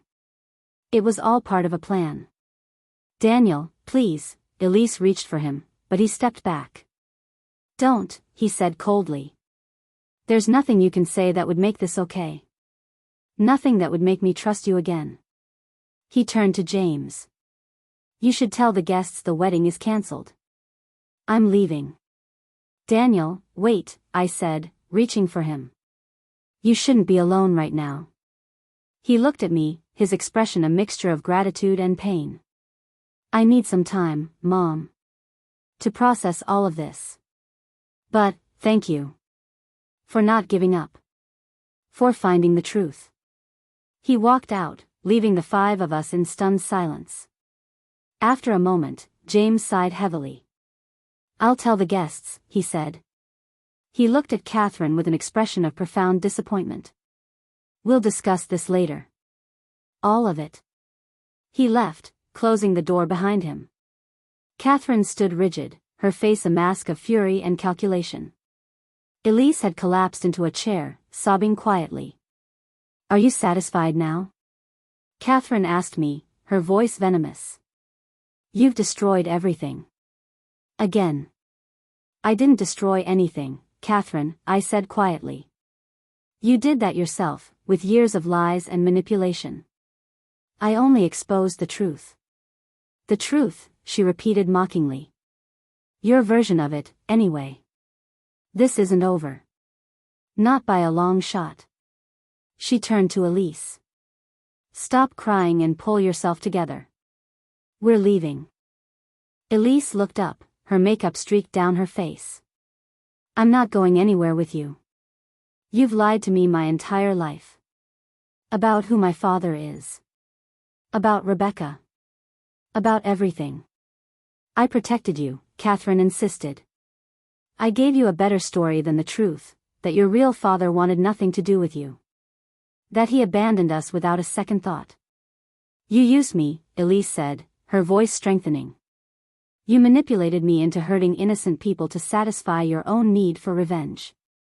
Do you have any idea what you've done? What you've made me do? Catherine's expression hardened. What I've made you do is stand up for yourself. For us. If you're too weak to see it through, that's your failure, not mine. She turned and walked out, leaving Elise sobbing in her wedding dress. I stood awkwardly, unsure what to do. This broken young woman had been planning to destroy my son's life, had manipulated him for months as part of a revenge plot. But she had also been manipulated herself, raised on lies that had warped her understanding of her own identity, her own history. I should go, I said finally. Daniel needs me. Elise looked up. Rebecca, I don't know what to say. I believed her. All these years, I believed everything she told me about you. About James. About my real father. You were a child, I said. Children trust their parents. Catherine abused that trust in the most fundamental way possible. That doesn't excuse what I did to Daniel, she said, wiping her tears. I sought him out deliberately. I created our accidental meeting. I studied his preferences, his vulnerabilities. I made him fall in love with me as part of a plan. Why? I asked, genuinely curious. What was the endgame? What were you planning to do after the wedding? Elise looked away, ashamed. Wait until he was completely committed. Until he had merged his life with mine entirely. And then reveal everything, who I really was, how our relationship began, how I had never loved him. And leave him. Destroy him the way my mother convinced me you had destroyed our family. The coldness of the plan shocked me, even after everything I had learned. And you were willing to do that? To deliberately break someone's heart as an act of revenge? I thought I was balancing the scales, she said quietly. Delivering justice. I believed you were the villain in our story. The woman who had kept my father from fully loving me. The woman who had threatened and manipulated to get her way. She looked up at me, her eyes red from crying. But it was all lies. My mother was the manipulator. My mother was the one who lied and threatened and destroyed. And I became just like her. I didn't know what to say. Part of me wanted to comfort this broken young woman. Another part remembered the calculated way she had pursued my son, the elaborate deception she had maintained for months. I need to find Daniel, I said finally. He shouldn't be alone right now. Elise nodded. Tell him. No. There's nothing I can say that would help. Nothing that would make this better. I left her there, still in her wedding dress, surrounded by the ruins of the life she had tried to build on a foundation of lies. As I walked out of the chapel, I saw James addressing the small group of guests, explaining that the wedding had been cancelled due to unforeseen circumstances. Catherine was nowhere to be seen. I drove to Daniel's condo, but his car wasn't there. I called him, but the call went to voicemail. I texted, I'm here when you're ready to talk. I love you. No response. I called Michael Torres and updated him on what had happened. The wedding's off. Daniel knows everything. But he's disappeared, and I'm worried about him. Give him time, Michael advised. He's just had his entire reality shattered. He needs space to process. What if he does something reckless? What if he's not thinking clearly? Daniel is smart and resilient, Michael reminded me. He's in pain, but he's not in danger. Let him reach out when he's ready. I knew Michael was right, but the mother in me couldn't stop worrying. I drove to all of Daniel's usual places, his favorite coffee shop, the park where he liked to run, the pub where he met friends after work. No sign of him anywhere. As evening fell, I returned to my house, exhausted and emotionally drained. I checked my phone constantly, hoping for a message from Daniel. Nothing. I must have fallen asleep on the couch because I woke to the sound of knocking at my door. It was after midnight. I rushed to open it, hoping it was Daniel. It was James. May I come in? He asked, looking as tired as I felt. I hesitated, then stepped aside. He entered, standing awkwardly in my living room, looking around at the home we had once shared. Have you heard from Daniel? I asked. He shook his head. No. I've been trying to reach him too. His phone is going straight to voicemail. I'm worried about him, I admitted. He's strong, James said. Stronger than either of us, I think. He'll be okay. We stood in uncomfortable silence for a moment. Then James sighed heavily. I owe you an apology, Rebecca. Many apologies, actually. For today. For the past 20 years.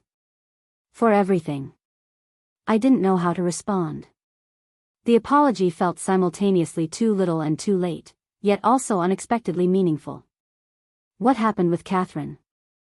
I asked instead. James ran a hand through his hair, now more gray than brown. She's gone. Packed a bag and left. No explanation, no destination. Just gone. And Elise? Staying with a friend, I think. She's devastated. Confused. Angry. She believed Catherine's lies her entire life. Finding out the truth has shattered her understanding of who she is. I nodded, unsure what to say. Part of me felt sympathy for Elise, who had been as much a victim of Catherine's manipulation as anyone. Another part couldn't forget the calculated way she had pursued Daniel, the elaborate deception she had maintained. Did you really not know? I asked. About their plan? About what they were doing to Daniel? James looked away, shame evident in his posture. I knew Catherine and Elise had issues with you. Resentments that weren't rational. I knew Catherine had told Elise things about our history that weren't entirely accurate. But I never imagined they would go this far. Why didn't you correct those inaccuracies? I asked, unable to keep the bitterness from my voice. Why let Catherine poison Elise against me, against Daniel, with lies? Because it was easier, he admitted. Because confronting Catherine when she was in one of her moods was difficult. Because I told myself it didn't matter, that Elise and Daniel would never have a relationship anyway, so what difference did it make what Elise believed? It made all the difference, I said quietly. Those lies became the foundation for 20 years of hatred. For an elaborate revenge plot that nearly destroyed our son. James nodded, his expression pained. I know. And that's on me. My weakness. My failure to stand up for the truth. We fell silent again. There was too much history between us, too many years of hurt and misunderstanding, to resolve in one conversation. I should go, James said finally. If you hear from Daniel, I'll let you know, I promised. After he left, I sat alone in my living room, trying to process everything that had happened. The wedding that wasn't. The confrontation. The revelations. Catherine's disappearance. And most worryingly, Daniel's silence. I must have fallen asleep again because I woke to the sound of my phone ringing. It was 5:30 a.m. The caller ID showed Daniel's number. Daniel? I answered, fully awake instantly. Are you okay? Where are you? I'm at the coast, he said, his voice rough. Cannon Beach. I needed to think. To be somewhere that had nothing to do with any of this. I understand, I said, relief flooding through me. I was worried. I know. I'm sorry I didn't call sooner. I couldn't talk to anyone. I needed to process. Of course. Take all the time you need. There was a pause, then, could you come here? I don't want to be alone anymore, but I'm not ready to come back to Portland yet. I'll leave right now, I said, already moving toward my bedroom to pack a bag. Text me where to meet you. Thanks, Mom, he said quietly. And, thank you for stopping the wedding. For finding the truth. Even when I didn't want to hear it. I love you, I said simply. I'll always fight for you, even when it's hard. Even when you're angry with me for it. I know that now, he said. I'll see you soon. The drive to Cannon Beach took just under 2 hours. Daniel had texted the name of a small hotel where he'd gotten a room. When I arrived, he was sitting on a bench overlooking the ocean, his shoulders hunched against the morning chill. I sat beside him without speaking. For a long time, we just watched the waves together. I loved her, he said finally. Or I thought I did. I don't even know anymore what was real and what was manipulation. I'm so sorry, I said. I wish I could have spared you this pain. You tried, he acknowledged. I wouldn't listen. I believed her over you. I almost cut you out of my life because of her lies. You had no reason not to believe her, I said. She was very convincing. Very skilled at what she was doing. Daniel laughed bitterly. A trained psychologist using her skills to manipulate someone into a fake relationship as an act of revenge. It sounds like a bad movie plot. Life is sometimes stranger than fiction, I agreed. I keep thinking about all the moments I thought were special, he continued. Our first meeting. Our first date. The night I proposed. Were any of those real for her? Or was she just checking boxes on her revenge plan? I don't know, I admitted.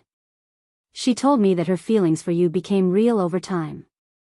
That she fell in love with you despite the original plan. And you believe that? I considered the question carefully. I believe she convinced herself it was true. Whether it actually was. I don't know if even she knows the answer to that. Daniel nodded, his gaze still on the ocean. I feel so stupid. So completely, utterly stupid. You're not stupid, I said firmly. You're trusting. You believe in people's basic goodness. That's not stupidity, it's one of your best qualities. A quality that nearly led me to marry someone who was planning to destroy me. A quality that makes you who you are, I countered. Don't let Catherine and Elise take that from you too. He was quiet for a long time. Then, Dad called me this morning. Told me Catherine's gone. Just packed up and disappeared. I know. He came to my house last night, looking for you. Daniel turned to look at me, surprised. He did? What did he say? That he was sorry. For everything. That he should have stood up to Catherine years ago, should have corrected the lies she was telling Elise. Too little, too late, Daniel said bitterly. Maybe, I agreed. But it's something. An acknowledgement, at least, of his role in all this. Daniel sighed, running a hand through his hair in a gesture so like his father's it made my heart ache. What happens now? How do I move forward from this? One day at a time, I said. You grieve. You heal. You learn to trust again, carefully. And you remember that what happened says nothing about your worth and everything about Catherine's brokenness. And Elise's, he added. Let's not pretend she was just a pawn in this. She made choices. Deliberate, calculated choices to hurt me. Yes, I acknowledged. She did. While believing lies about our family, but still, she made those choices. We sat in silence again, watching the waves crash against the shore. After a while, Daniel leaned his head against my shoulder, the way he used to do as a child when he was tired or sad. I'm glad you're here, Mom, he said quietly. Always, I promised. Whenever you need me, I'm here. We stayed at the coast for 3 days. Walking on the beach. Talking. Sometimes sitting in comfortable silence. Daniel cried once, late at night, the deep, wrenching sobs of someone whose heart has been truly broken. I held him, the way I had when he was small, and promised him that the pain would eventually ease. On the 3rd day, as we were preparing to drive back to Portland, Daniel received a text. He stared at his phone, his expression unreadable. It's from Elise, he said. She wants to meet. To explain. To apologize. What do you want to do? I asked carefully. He thought for a moment, then shook his head. I'm not ready. Maybe someday, but not now. Not yet. That's fair, I said. You don't owe her closure. No, he agreed. I don't. He typed a brief response, then put his phone away. Let's go home. As we drove back to Portland, I thought about the long, twisted road that had led us here. The affair that had ended my marriage. The lies Catherine had told for decades. The revenge plot that had nearly culminated in a wedding based on deception. And through it all, the resilience of the bond between mother and son, tested, strained, but ultimately unbroken. I didn't know what the future held for Daniel, for me, for any of us. I didn't know if Catherine would return, if Elise would find a way to make amends, if James would finally step up as the father Daniel deserved. But I knew that whatever came next, we would face it together. And that was enough for now. The weeks following the wedding that wasn't were a period of painful adjustment for Daniel. He took a leave of absence from work, unable to focus on coding while his personal life was in shambles. He spent most days at my house, reluctant to return to his condo where memories of Elise lingered in every room. I gave him space when he needed it and company when he didn't. We fell into a rhythm reminiscent of his teenage years, shared meals, quiet evenings watching documentaries, occasional conversations that went deep into the night. It wasn't healing, not yet, but it was survival. And sometimes survival is enough. 3 weeks after the cancelled wedding, James called me. Have you seen the news? He asked without preamble.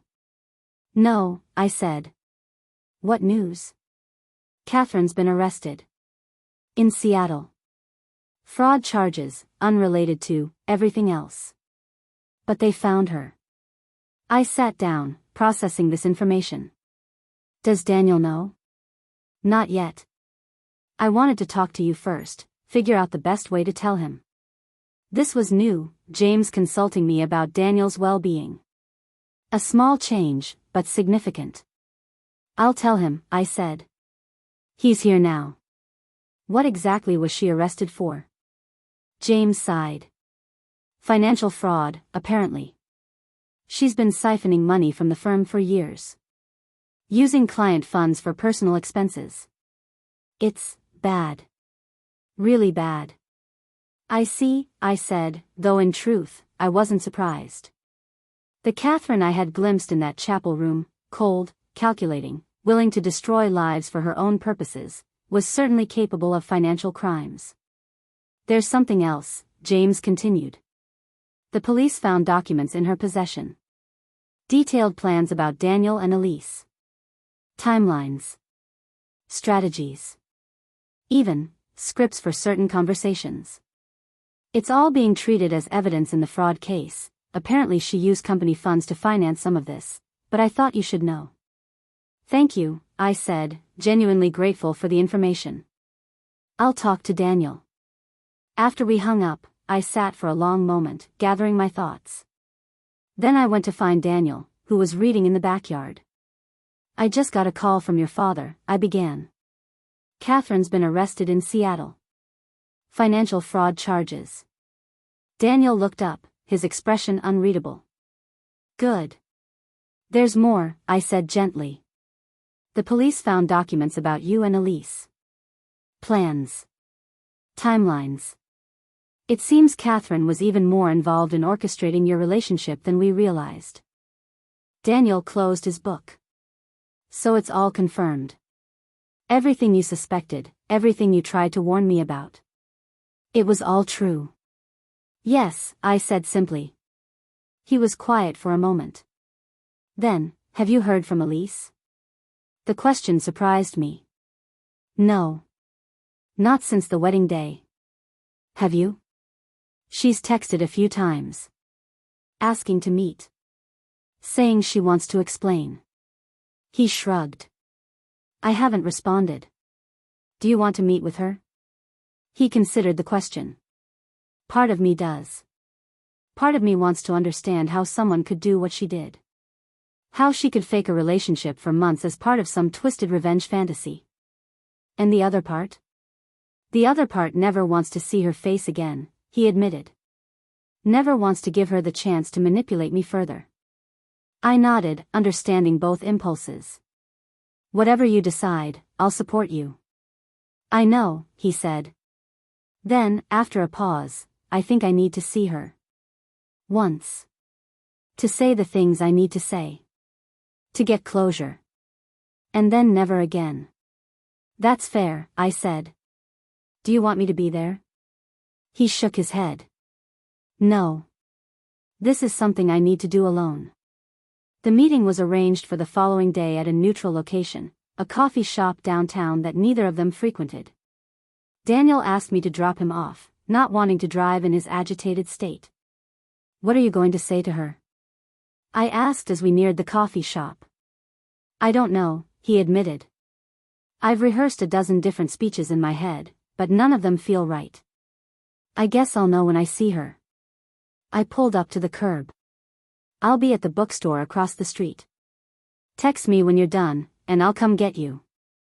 He nodded, then leaned over to hug me briefly before getting out of the car. I watched him walk into the coffee shop, his shoulders squared, his posture determined. My son, facing the woman who had nearly destroyed him. I parked and went to the bookstore as promised, but I couldn't focus on browsing. My mind was across the street, imagining the conversation taking place. What was Elise saying? Was she apologizing? Making excuses? Trying to manipulate Daniel again? After 45 minutes, my phone buzzed with a text from Daniel, done. Ready when you are. I hurried back to the car and drove to the coffee shop. Daniel was waiting outside, his expression thoughtful but not devastated. A good sign. How did it go? I asked as he got in. About as well as a conversation with someone who systematically deceived you for months could go, he said with a hint of dark humor. She apologized. A lot. Said she never meant for it to go as far as it did. That she fell in love with me for real, despite the original plan. Do you believe her? He considered the question. I believe she believes it. Whether it's actually true. I don't know. I'm not sure she knows either. What else did you talk about? Her mother. The lies she was raised on. The paternity test she never knew about. He shook his head. It's almost tragic, in a way. Catherine constructed this elaborate fiction about James being Elise's father, about you being the villain who kept him from fully embracing her. And Elise built her entire identity around that narrative. It is tragic, I agreed. But it doesn't excuse what she did to you. No, he said firmly. It doesn't. I told her that. I told her I understand she was manipulated by her mother, but she made choices. Adult choices to deceive me, to build a relationship on lies, to plan my emotional destruction. Those were her choices, not Catherine's. How did she respond to that? She cried. Said she'd do anything to make it right. He sighed. I told her the only thing she could do for me was to get help. Professional help to unpack all the damage Catherine has done to her. And then to leave me alone. Permanently. I nodded, proud of his clarity, his strength. That seems fair. She asked about you, Daniel added. Wanted to know if you could ever forgive her. This surprised me. What did you tell her? That forgiveness wasn't mine to offer on your behalf. That she'd have to ask you herself. He glanced at me. Would you? Forgive her? I considered the question carefully. I don't know. Maybe someday. Right now, I'm still too angry about what she did to you. The pain she caused. The trust she broke. That's fair, he said. I feel the same way. We drove in silence for a while. Then Daniel said, I think I'm ready to go back to my condo. To start putting my life back together. Are you sure? I asked, though I was pleased by this sign of progress. You're welcome to stay with me as long as you need. I'm sure, he said. I can't hide at my mother's house forever. And I need to reclaim my space.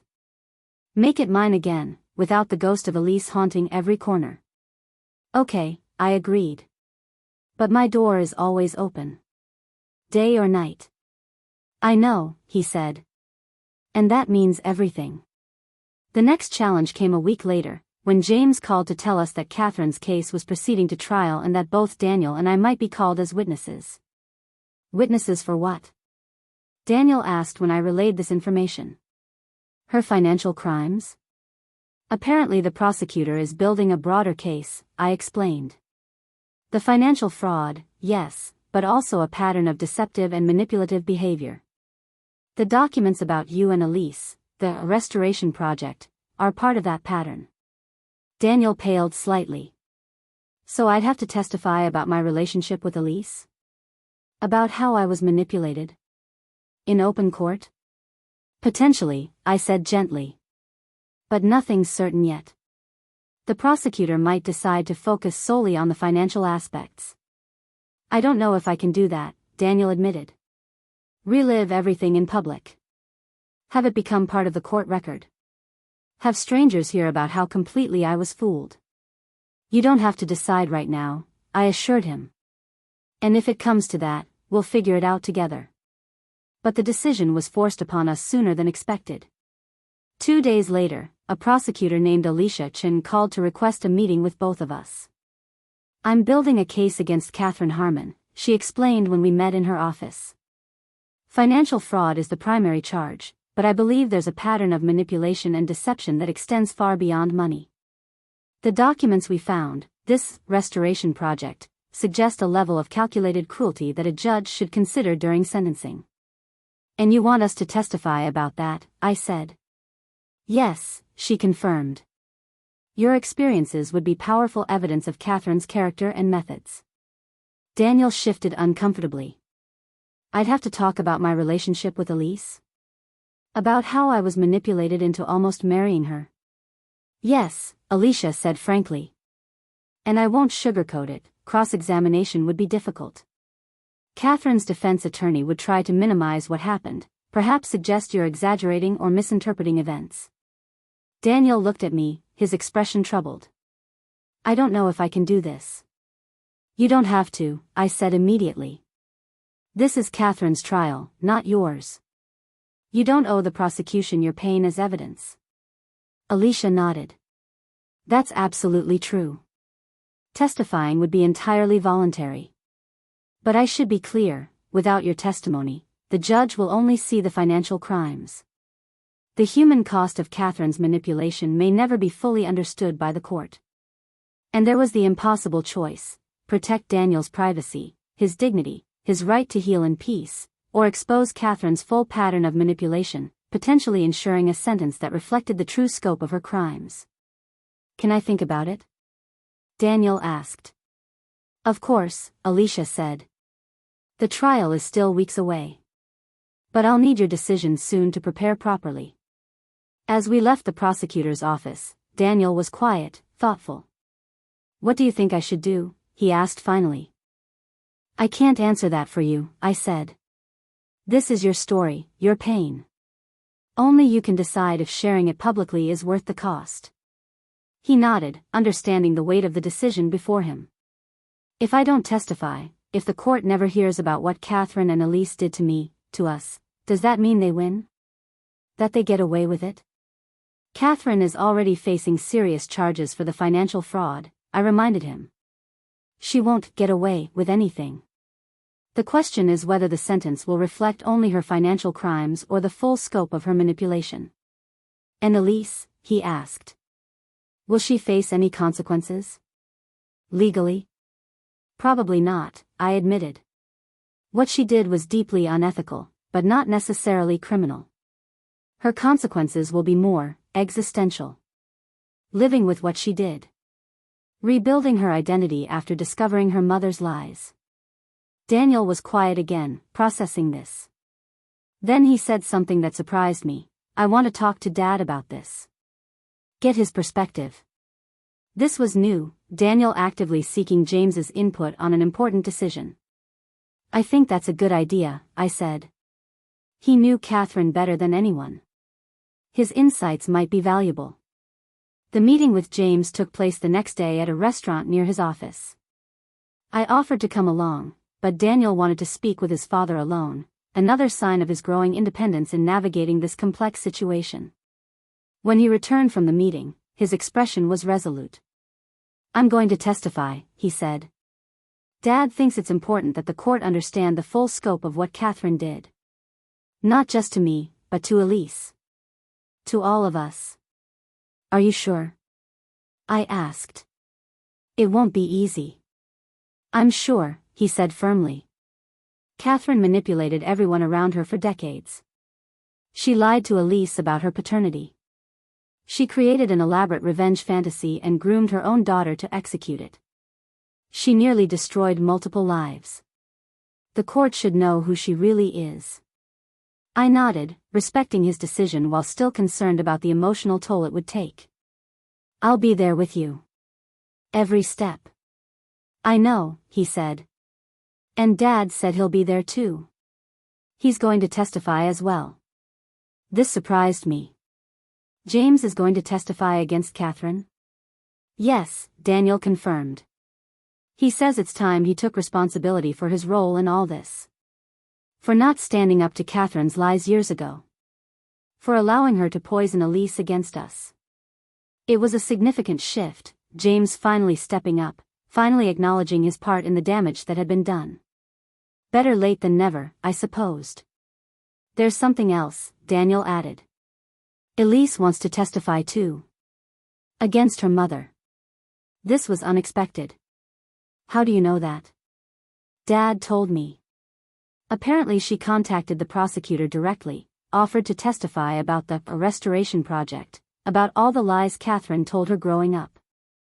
I tried to process this development. That would be powerful testimony. The daughter turning against the mother who manipulated her. Yes, Daniel agreed. And complicated. For everyone. The weeks leading up to the trial were tense. Daniel worked with the prosecutor to prepare his testimony, a process that forced him to relive the most painful aspects of his relationship with Elise. I worried about the toll it was taking, but he remained determined. I keep reminding myself that this isn't just about me, he explained one evening. It's about making sure Catherine can't manipulate anyone else. It's about justice, not revenge, but actual justice. The distinction was important, and I was proud of him for recognizing it. This wasn't about punishing Catherine or Elise for the pain they had caused. It was about ensuring the court understood the full pattern of manipulation and deception that had characterized Catherine's behavior for decades. The day before the trial was set to begin, Daniel received an unexpected visitor at his condo. Elise, appearing unannounced at his door. I almost didn't let her in, he told me later. But she looked different. Subdued. Said she just needed 5 minutes. What did she want? I asked, concerned about this sudden appearance on the eve of the trial. To tell me she's testifying tomorrow. That she's going to tell the whole truth about the restoration project, about all of Catherine's lies. He shook his head, still processing the conversation.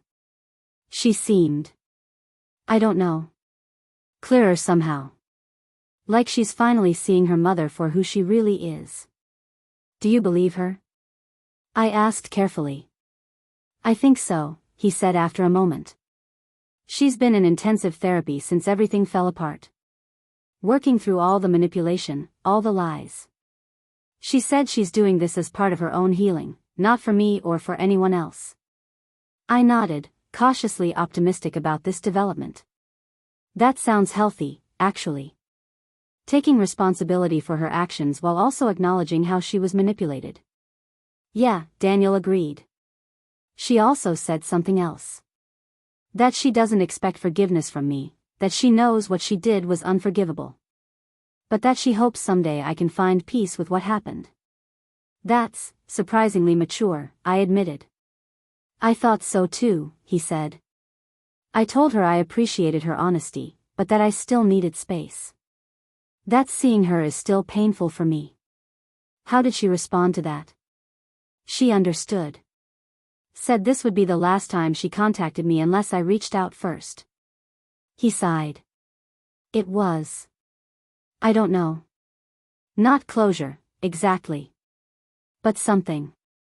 The trial began the next morning. Catherine sat at the defense table, her posture rigid, her expression cold. She didn't look at any of us as we entered the courtroom, not at James, not at Daniel, not at me, and notably, not at Elise, who sat on the prosecution's side of the room. The financial fraud charges were presented first, detailed evidence of how Catherine had systematically siphoned money from the architectural firm, used client funds for personal expenses, created false invoices to cover her tracks. It was damning, methodical, and utterly devoid of emotion. Then came the character witnesses. James testified first, describing Catherine's pattern of manipulation, her lies about Elise's paternity, her decades-long campaign to poison Elise against me and Daniel.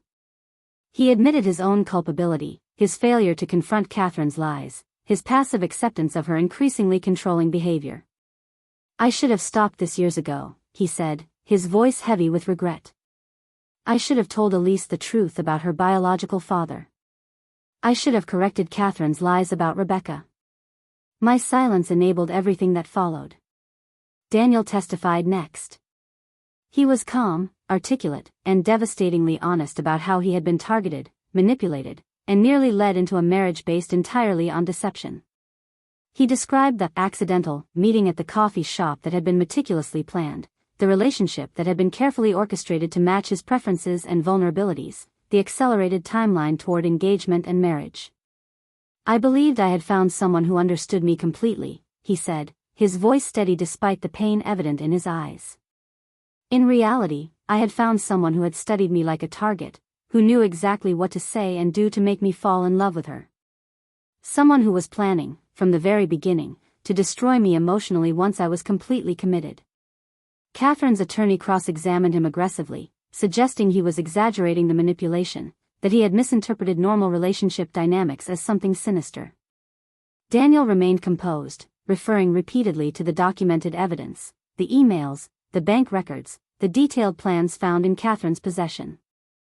When it was my turn to testify, I focused on the broader pattern of Catherine's behavior over 2 decades: her initial lies about James being Elise's biological father, her systematic campaign to turn Elise against me and Daniel, her elaborate revenge fantasy that had nearly culminated in a wedding based on deception. This wasn't a momentary lapse in judgment, I concluded. This was a calculated, long-term plan to use her own daughter as a weapon against my son and me. A plan that caused immeasurable pain to everyone involved, including Elise herself. But the most powerful testimony came from Elise. She entered the courtroom looking nothing like the confident, polished woman who had nearly married my son. Her hair was pulled back simply, her face free of makeup, her clothing understated. She looked younger, more vulnerable, and utterly determined. She began by acknowledging her own role in the deception. I pursued Daniel Lawson deliberately, with the intention of making him fall in love with me and then destroying him emotionally. I created a false meeting scenario. I studied his preferences and vulnerabilities. I accelerated our relationship toward engagement and marriage. These were my actions, my choices, and I take full responsibility for them. Then she turned to the deeper context, the lifetime of lies Catherine had told her about her paternity, about James, about me and Daniel. The carefully constructed narrative of victimhood that had shaped her entire identity. My mother told me that James Lawson was my biological father, she said, her voice steady despite the enormity of the revelation. That he had abandoned me for Rebecca and Daniel, and that Rebecca had threatened and manipulated him to prevent him from fully embracing me as his daughter. This was the foundation of my identity, the wrong child, the daughter denied her rightful place. She described how Catherine had nurtured this narrative throughout her childhood and adolescence, gradually introducing the concept of balancing the scales, of achieving justice through revenge against me and Daniel. By the time I was 16, my mother had formalized this into what she called the Restoration Project, Elise continued. A detailed plan to infiltrate Daniel's life, make him fall in love with me, and then systematically destroy him emotionally, just as she believed Rebecca had destroyed our family. The courtroom was utterly silent as Elise described the years of preparation, the psychological profiles of Daniel, the surveillance, the practice engagements with men who resembled him in temperament and vulnerability. I believed I was pursuing justice, she said. I believed I was righting a wrong that had been done to me, to my mother, to our family.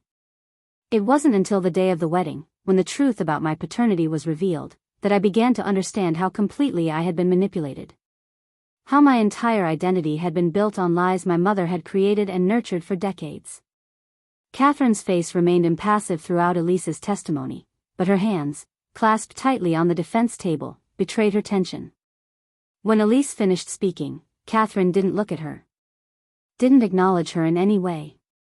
The defense attorney's cross-examination of Elise was brutal, suggesting she was shifting blame to her mother to avoid responsibility for her own actions, that she was exaggerating Catherine's influence to gain sympathy from the court.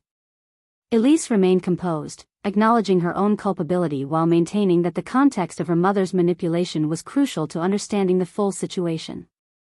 I am responsible for my choices, she said firmly. But those choices were made within a framework my mother constructed over my entire lifetime, a framework of lies, manipulation, and a distorted sense of justice. When all the testimony had been presented, when the evidence had been examined and the arguments made, the judge took only 1 day to deliberate before delivering her verdict. Catherine was found guilty on all counts, the financial fraud, certainly, but with special attention paid to the pattern of manipulation and deception that extended far beyond money. Ms. Harmon, the judge said during sentencing, the court has rarely seen such a calculated, long-term pattern of deception and manipulation. You used your professional position to commit financial fraud. You lied to your daughter about her paternity for over 20 years. You orchestrated an elaborate revenge plot that caused profound harm to multiple people, including your own child. These actions demonstrate a disturbing lack of empathy and a willingness to destroy lives for your own purposes. Catherine was sentenced to 8 years in prison, significantly more than the typical sentence for financial fraud alone. The judge made it clear that the extended sentence reflected the broader pattern of manipulation and the harm caused to multiple victims. As Catherine was led from the courtroom, she finally looked at Elise, a single, piercing glance that contained no remorse, no love, only cold fury at what she perceived as betrayal. Elise met her gaze steadily, unflinchingly, before Catherine was taken away. Outside the courthouse, reporters gathered, eager for statements from the key figures in this unusual case. James spoke briefly, acknowledging his own failures and expressing hope for healing for all involved. Daniel declined to comment, not wanting to extend the public nature of our family's pain. I was about to follow Daniel to the car when Elise approached me, her expression hesitant, vulnerable. "Rebecca," she said quietly. "Could I speak with you for a moment? Privately?" I hesitated, looking to Daniel for guidance. He nodded slightly, permission to engage, though he kept his distance, clearly not ready for direct interaction with Elise. We moved to a quiet corner of the courthouse steps, away from the reporters and onlookers. "I want to apologize to you," Elise began. "Not just for what I did to Daniel, but for what I believed about you for so many years. The hatred I carried. The lies I accepted without question." I studied her face, looking for signs of the manipulation that had characterized our previous interactions. I saw none, only exhaustion, regret, and a kind of clarity that hadn't been there before. "Thank you," I said simply. "I appreciate that." "I don't expect forgiveness," she continued. "I know what I did was unforgivable. But I wanted you to know that I'm working to understand how I became someone capable of such calculated cruelty. How I allowed my mother's lies to shape me so completely." "That's a good start," I acknowledged. "Understanding is the first step toward change." She nodded, then glanced toward Daniel, who was waiting by the car, deliberately not watching our interaction. "I won't contact him again," she said. "I've said my apologies. The rest is up to him." "That's wise," I said. "He needs time. Space. Whether he ever reaches out to you again, that's his decision to make."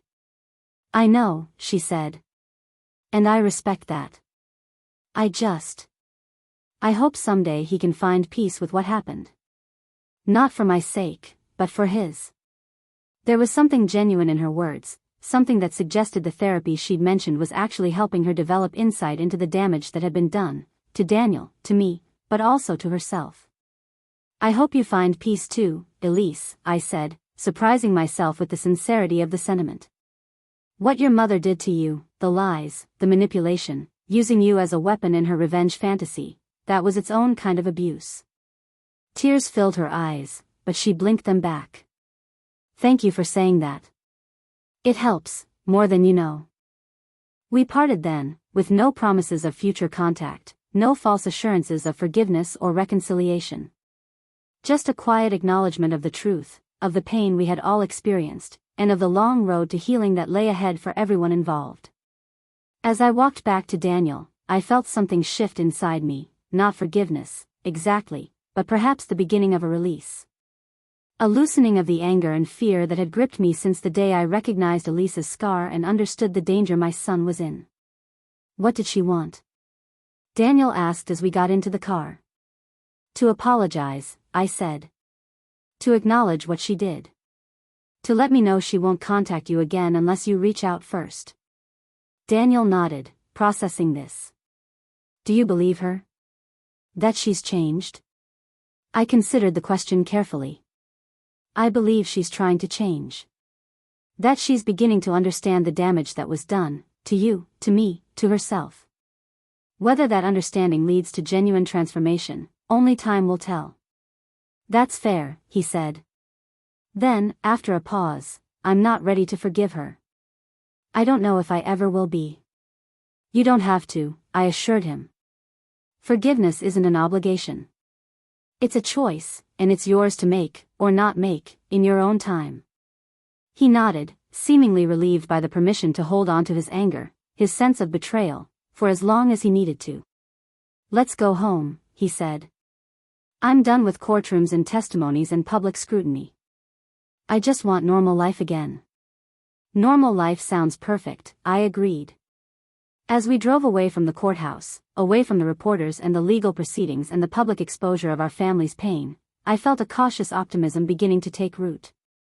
Not because everything was resolved, it wasn't, and some wounds might never fully heal.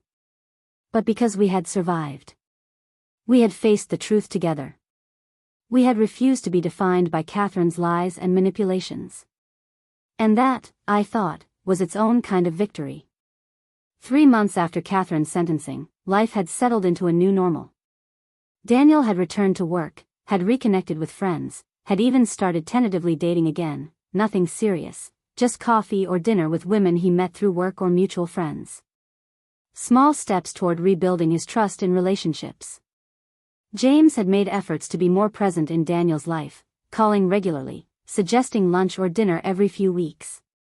Their relationship remained somewhat strained, too many years of disappointment to overcome quickly, but there was progress, a genuine attempt on James's part to be the father he should have been all along.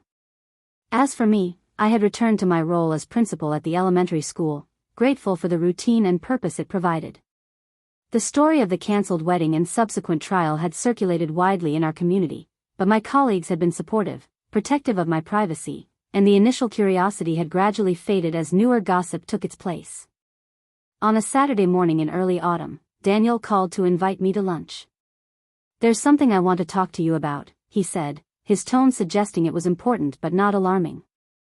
We met at a small restaurant near the river, one of our favorite spots for mother-son conversations. After we ordered, Daniel took a deep breath, clearly preparing to broach the subject he'd mentioned. "I got a job offer," he said. "A good one.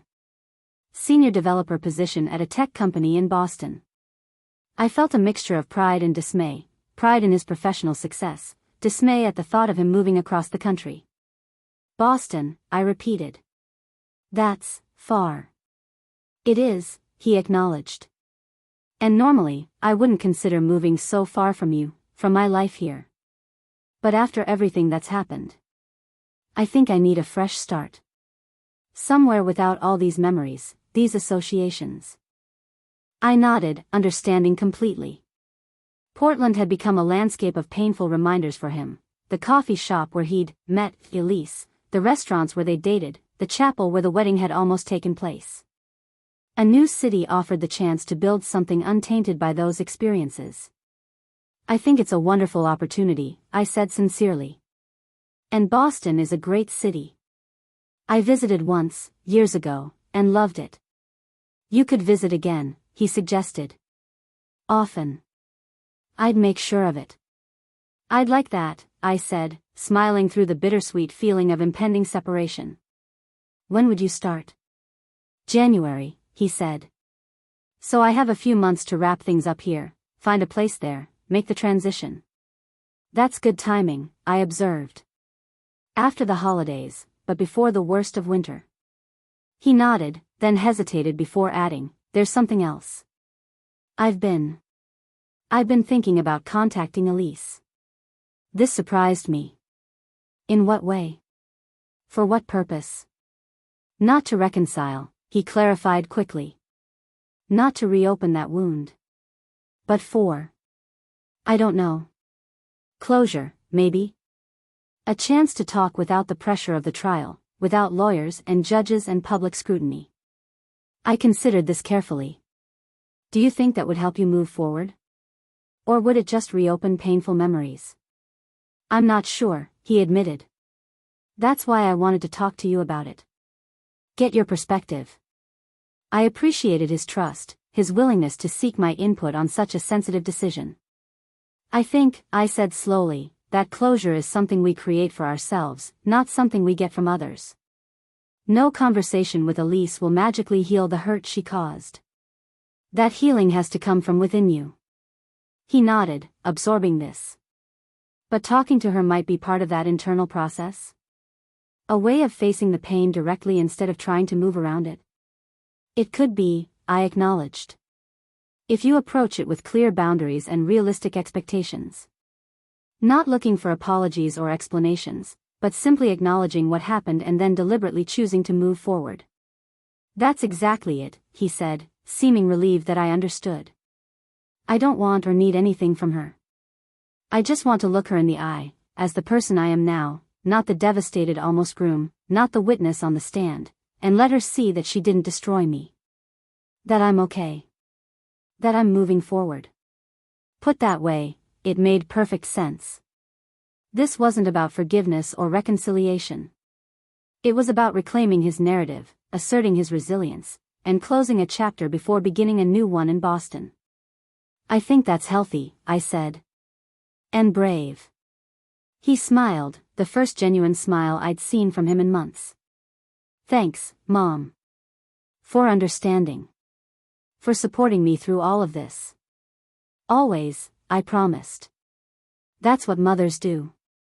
The meeting with Elise took place a week later at a public park, neutral territory, with plenty of space and no pressure to linger if the conversation became difficult. Daniel asked me to wait nearby, not because he feared any danger from Elise, but because he wanted the security of knowing I was there if he needed support afterward. I sat on a bench about 50 yards away, pretending to read a book while actually watching their interaction from a distance. They sat at a picnic table, their body language formal, careful. No hugs, no touching, just two people who had once been intimately connected now maintaining a deliberate distance. The conversation lasted about 30 minutes. I couldn't hear what was said, could only observe their expressions, their gestures. Both seemed calm, serious. At one point, Daniel smiled slightly, not warmly, but in acknowledgement of something Elise had said. When they stood to part, there was a moment of awkwardness, as if neither knew the appropriate way to end such an unusual encounter. Finally, they simply nodded to each other, and Elise walked away in one direction while Daniel came toward me. How was it? I asked as he sat beside me. Strange, he admitted. But good, I think. Necessary. What did you talk about? The truth, he said simply. No more lies, no more manipulation. Just the truth about what happened, why it happened, and where we go from here, which is in completely separate directions. Did she apologize again? Yes, but that wasn't the point of meeting. I didn't need more apologies. He looked out across the park, his expression thoughtful. I needed to see her as she really is, not the woman I thought I loved, not the calculating manipulator from the trial, but the actual person. Damaged, complicated, trying to rebuild herself after discovering her entire identity was based on lies. And did that help? Seeing her that way? I think so, he said. It makes it less personal, somehow. What happened wasn't about me, not really. It was about her relationship with Catherine, her distorted understanding of her own history. I was just collateral damage in someone else's psychological war. There was wisdom in that perspective, a way of understanding what had happened without taking it as a reflection on his worth, his judgment, his capacity to recognize genuine love. I told her I'm moving to Boston, he added. Starting fresh. How did she respond to that? She said it sounded like a good decision, Daniel replied. That sometimes geographical distance helps create emotional distance too. She's moving as well, actually. To Chicago. For a PhD program in clinical psychology. I raised an eyebrow at this. Clinical psychology? After everything that happened? Daniel nodded, understanding my skepticism. I had the same reaction. But she said that's exactly why she's pursuing it, to understand the mechanisms of manipulation and psychological harm. To study how people like her mother operate, and how to help their victims. That's actually quite thoughtful, I admitted. Using her experience to potentially help others. That's what I thought too, he agreed. She seems genuinely committed to transforming what happened into something constructive. Not erasing it or denying it, but learning from it. We sat in comfortable silence for a moment, watching families and couples enjoying the autumn day in the park. Then Daniel said, I think I'm going to be okay, Mom. Really okay. Not just surviving, but actually living again. I know you are, I said, my heart full of pride for this resilient, thoughtful man my son had become. You're stronger than you realize. I get that from you, he said, bumping my shoulder gently with his. The woman who never gave up, who kept fighting for the truth even when everyone thought she was crazy. I smiled at the reference to how this whole saga had begun, with me being labeled the crazy mother, who was trying to stop her son's wedding out of bitterness or jealousy. Sometimes being called crazy is the price of seeing the truth that others miss. Well, I'm grateful you were willing to pay that price, he said seriously. You saved me from making the biggest mistake of my life. The months leading up to Daniel's move to Boston passed quickly. We celebrated Thanksgiving and Christmas together, creating new traditions that acknowledged our changing family dynamics while honoring the bond between us. James joined us for Christmas dinner, a slightly awkward but ultimately positive addition that suggested the possibility of a healthier relationship moving forward. In early January, I helped Daniel pack up his condo, sorting through possessions, deciding what to take to Boston and what to leave behind. There was a catharsis in the process, a physical manifestation of the emotional sorting he had been doing since the wedding that wasn't. The day before his flight, we had one final dinner together at my house.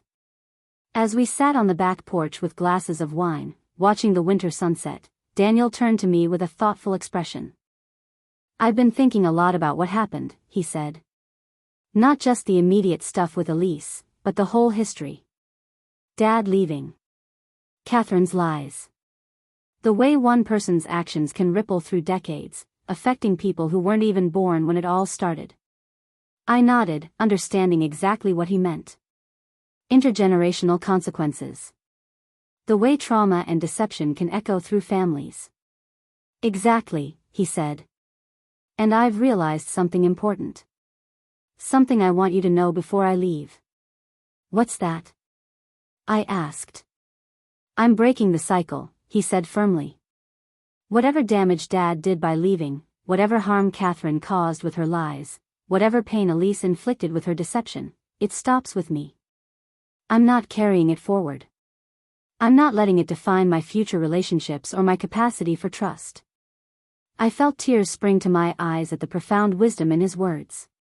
That's the most important work any of us can do, I said. Recognizing the patterns we've inherited and consciously choosing not to perpetuate them. I learned that from you, he said. You could have turned bitter after Dad left. Could have poisoned me against him, used me as a weapon in your own pain. But you didn't. You encouraged my relationship with him, even when he didn't deserve it. You protected me from your own hurt. I had never thought about it that way, had simply done what seemed right for my child. But hearing Daniel articulate it made me realize that I, too, had broken a cycle, the common pattern of using children as pawns in post-divorce resentment. We both did good work, then, I said, raising my glass in a small toast. To breaking cycles. To breaking cycles, he echoed, touching his glass to mine. The next morning at the airport was emotional but not devastating. This wasn't an ending but a transition, a new chapter in our relationship as mother and adult son. We had already made plans for me to visit Boston in the spring, for him to return to Portland for a friend's wedding in the summer. Call me when you land, I said as we hugged goodbye at the security checkpoint. I will, he promised. And FaceTime tomorrow once I'm settled in the temporary apartment. I'm so proud of you, I told him, holding his face between my hands the way I had when he was small. So proud of the man you've become, especially after everything you've been through. I love you, Mom, he said simply. Thank you for everything. As I watched him walk through security and disappear into the terminal, I felt a complex mixture of emotions, pride, love, a touch of sadness at the physical separation, but overwhelming gratitude that our relationship had not only survived the Catherine Elise ordeal but had emerged stronger. Life settled into a new rhythm after Daniel's departure.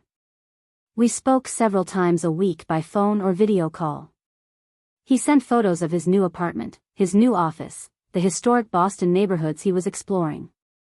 I shared updates about Portland, about my work at the school, about mutual friends. 3 months after his move, I flew to Boston for a long weekend visit. Daniel met me at the airport, looking happier and more relaxed than I had seen him in years. He had settled into his new job, had made friends through work in a recreational soccer league, had even gone on a few casual dates with a woman from his building, nothing serious yet, but a sign that he was open to possibilities again. We spent the weekend exploring the city, visiting museums, eating at restaurants Daniel had discovered. On Sunday morning, we walked along the Charles River, enjoying the early spring sunshine and the sight of rowing teams practicing on the water. I have some news, Daniel said as we paused to watch a particularly synchronized team glide past. I got a call from Dad yesterday. He and I have been talking more regularly since I moved here. That's good, I said, genuinely pleased by this development. What did he have to say? He's leaving the firm, Daniel said. Starting his own smaller practice. And he's filed for divorce from Catherine. This surprised me. Divorce? But she's in prison. I would have thought he'd wait until she was released. Daniel shook his head. He said he's done waiting. Done putting his life on hold for Catherine's manipulation. The trial was a wake-up call for him, seeing the full extent of what she had done, not just to us but to Elise. To everyone. How do you feel about that? I asked carefully. Relieved, actually, he admitted. I'd been worried about what would happen when she got out. Whether he would take her back, try to rebuild their marriage. This feels like... I don't know. Like he's finally choosing health over dysfunction. That's a significant step for him, I agreed. Breaking his own cycle. Daniel nodded, then added, he also asked about you. How you were doing. Whether you were seeing anyone. I laughed, surprised by this turn in the conversation. Please tell me he's not thinking what it sounds like he's thinking. Daniel held up his hands. I'm just the messenger. But for what it's worth, I told him you were doing great on your own and that any reconciliation between the two of you was extremely unlikely. Good answer, I said firmly. Some bridges stay burned for a reason. That's what I figured, he said with a smile. But it's interesting that he asked. Like he's reassessing everything in his life, including the choices that led him away from our family in the first place. Better late than never, I suppose, I said, not unkindly. I hope he finds whatever he's looking for. Just not with me. Daniel laughed, and we continued our walk, the conversation shifting to his work, my school, the everyday details of our separate but connected lives. That evening, as we sat in Daniel's apartment having a final dinner before my flight home the next day, he brought up something unexpected. I got an email from Elise last week, he said. The first contact since we met at the park before I left Portland. I set down my fork, giving him my full attention. What did she want? To share something, he said. She started a support group in Chicago for people who were raised by narcissistic or manipulative parents. People who are trying to break free from toxic family patterns. She thought I might find it. I don't know. Meaningful? That something constructive was coming from our experience. That is meaningful, I acknowledged. Using her understanding of manipulation to help others. Did you respond? I did, he said.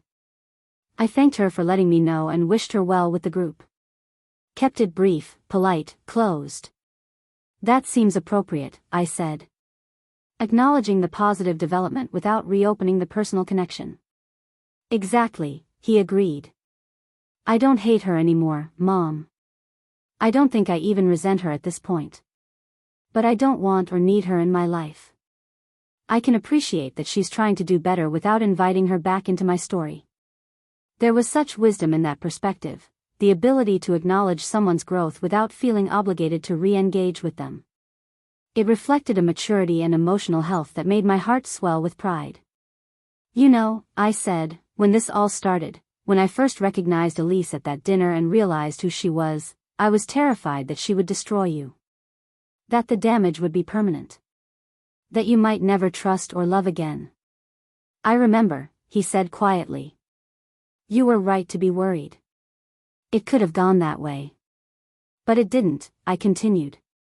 You've done the hard work of healing. You've rebuilt your life on your own terms. You've refused to let their actions define your future. That's remarkable, Daniel. Truly remarkable. He smiled, a little embarrassed by the praise but clearly appreciative.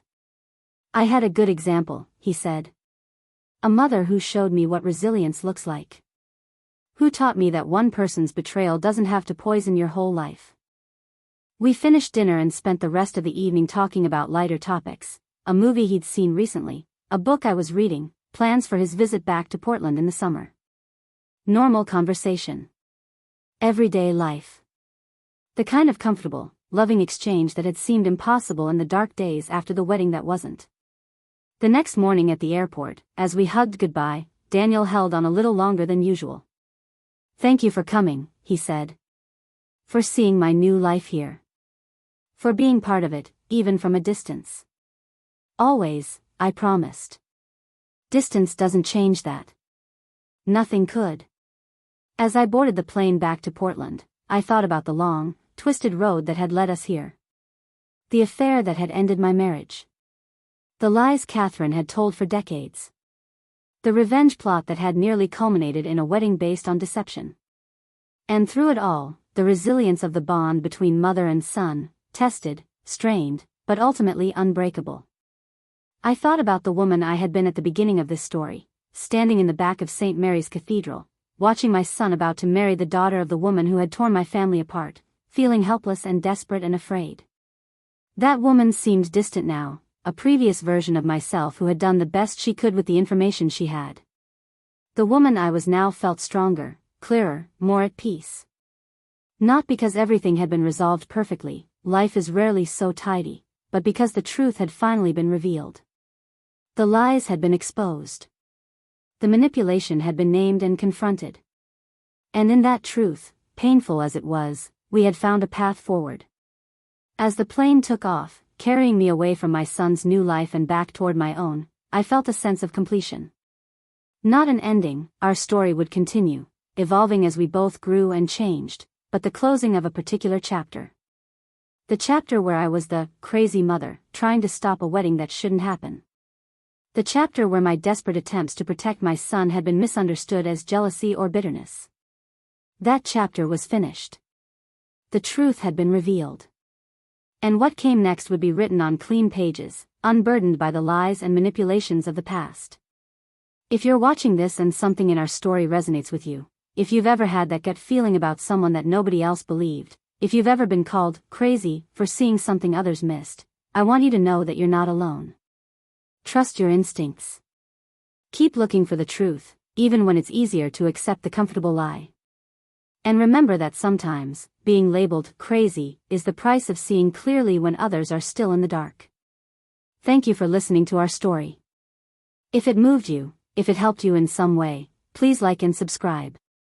Share it with someone who might need to hear that their instincts matter, that their concerns deserve to be taken seriously.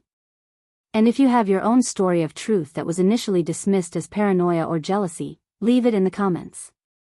This channel is about creating community around these difficult experiences, about supporting each other through the moments when we feel most alone and most doubted. Until next time, trust yourself. Trust what you know. And never stop fighting for the truth, even when, especially when, everyone thinks you're crazy. It's been 3 years since I recorded that video, sharing our story with the world. 3 years since I sat in this same office, with rain pattering against the windows, and told you about the mother everyone thought was crazy until they learned why she tried to stop the wedding. The response to that video was overwhelming. Thousands of comments from people who had experienced similar situations, who had seen something others missed, who had been dismissed as paranoid or jealous or bitter when they were actually perceiving a truth others couldn't or wouldn't see. People who had fought lonely battles to protect themselves or their loved ones from manipulation and deception. I've read every comment, responded to as many as I could. This channel has grown into something I never anticipated, a community of truth seekers and boundary defenders, people committed to trusting their instincts even when doing so makes them unpopular or misunderstood. Many of you have asked for updates on our story, wanting to know what happened after that final scene at the Boston airport. So today, on this rainy Portland afternoon that feels so similar to the day I first shared our story, I want to bring you up to date on where we all are now. Daniel is still in Boston, thriving in ways that fill my heart with joy. He was promoted to lead developer at his company last year, and he recently bought a small but charming condo in Cambridge.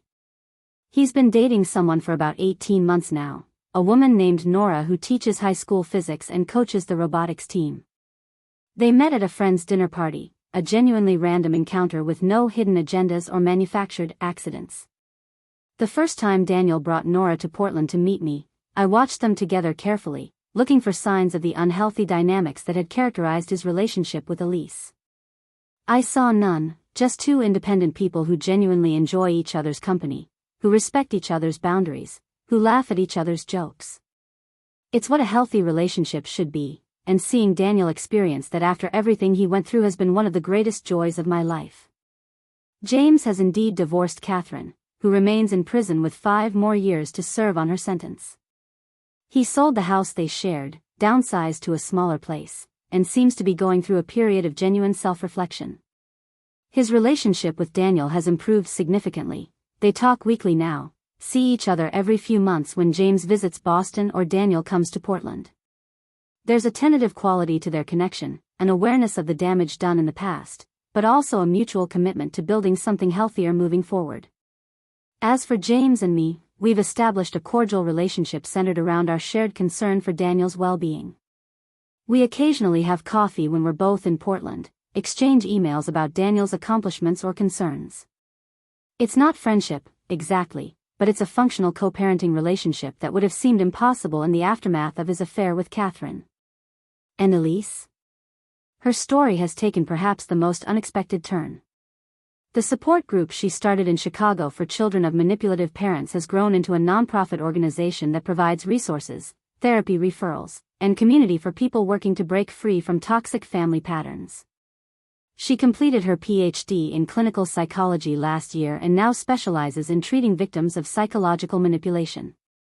Daniel and I have followed her professional development from a distance, through occasional updates from mutual acquaintances and the public information about her organization. We haven't maintained personal contact, that chapter remains firmly closed, but there's a certain satisfaction in knowing that something constructive emerged from the wreckage of Catherine's manipulation. Catherine herself has made no attempts to contact any of us since her sentencing.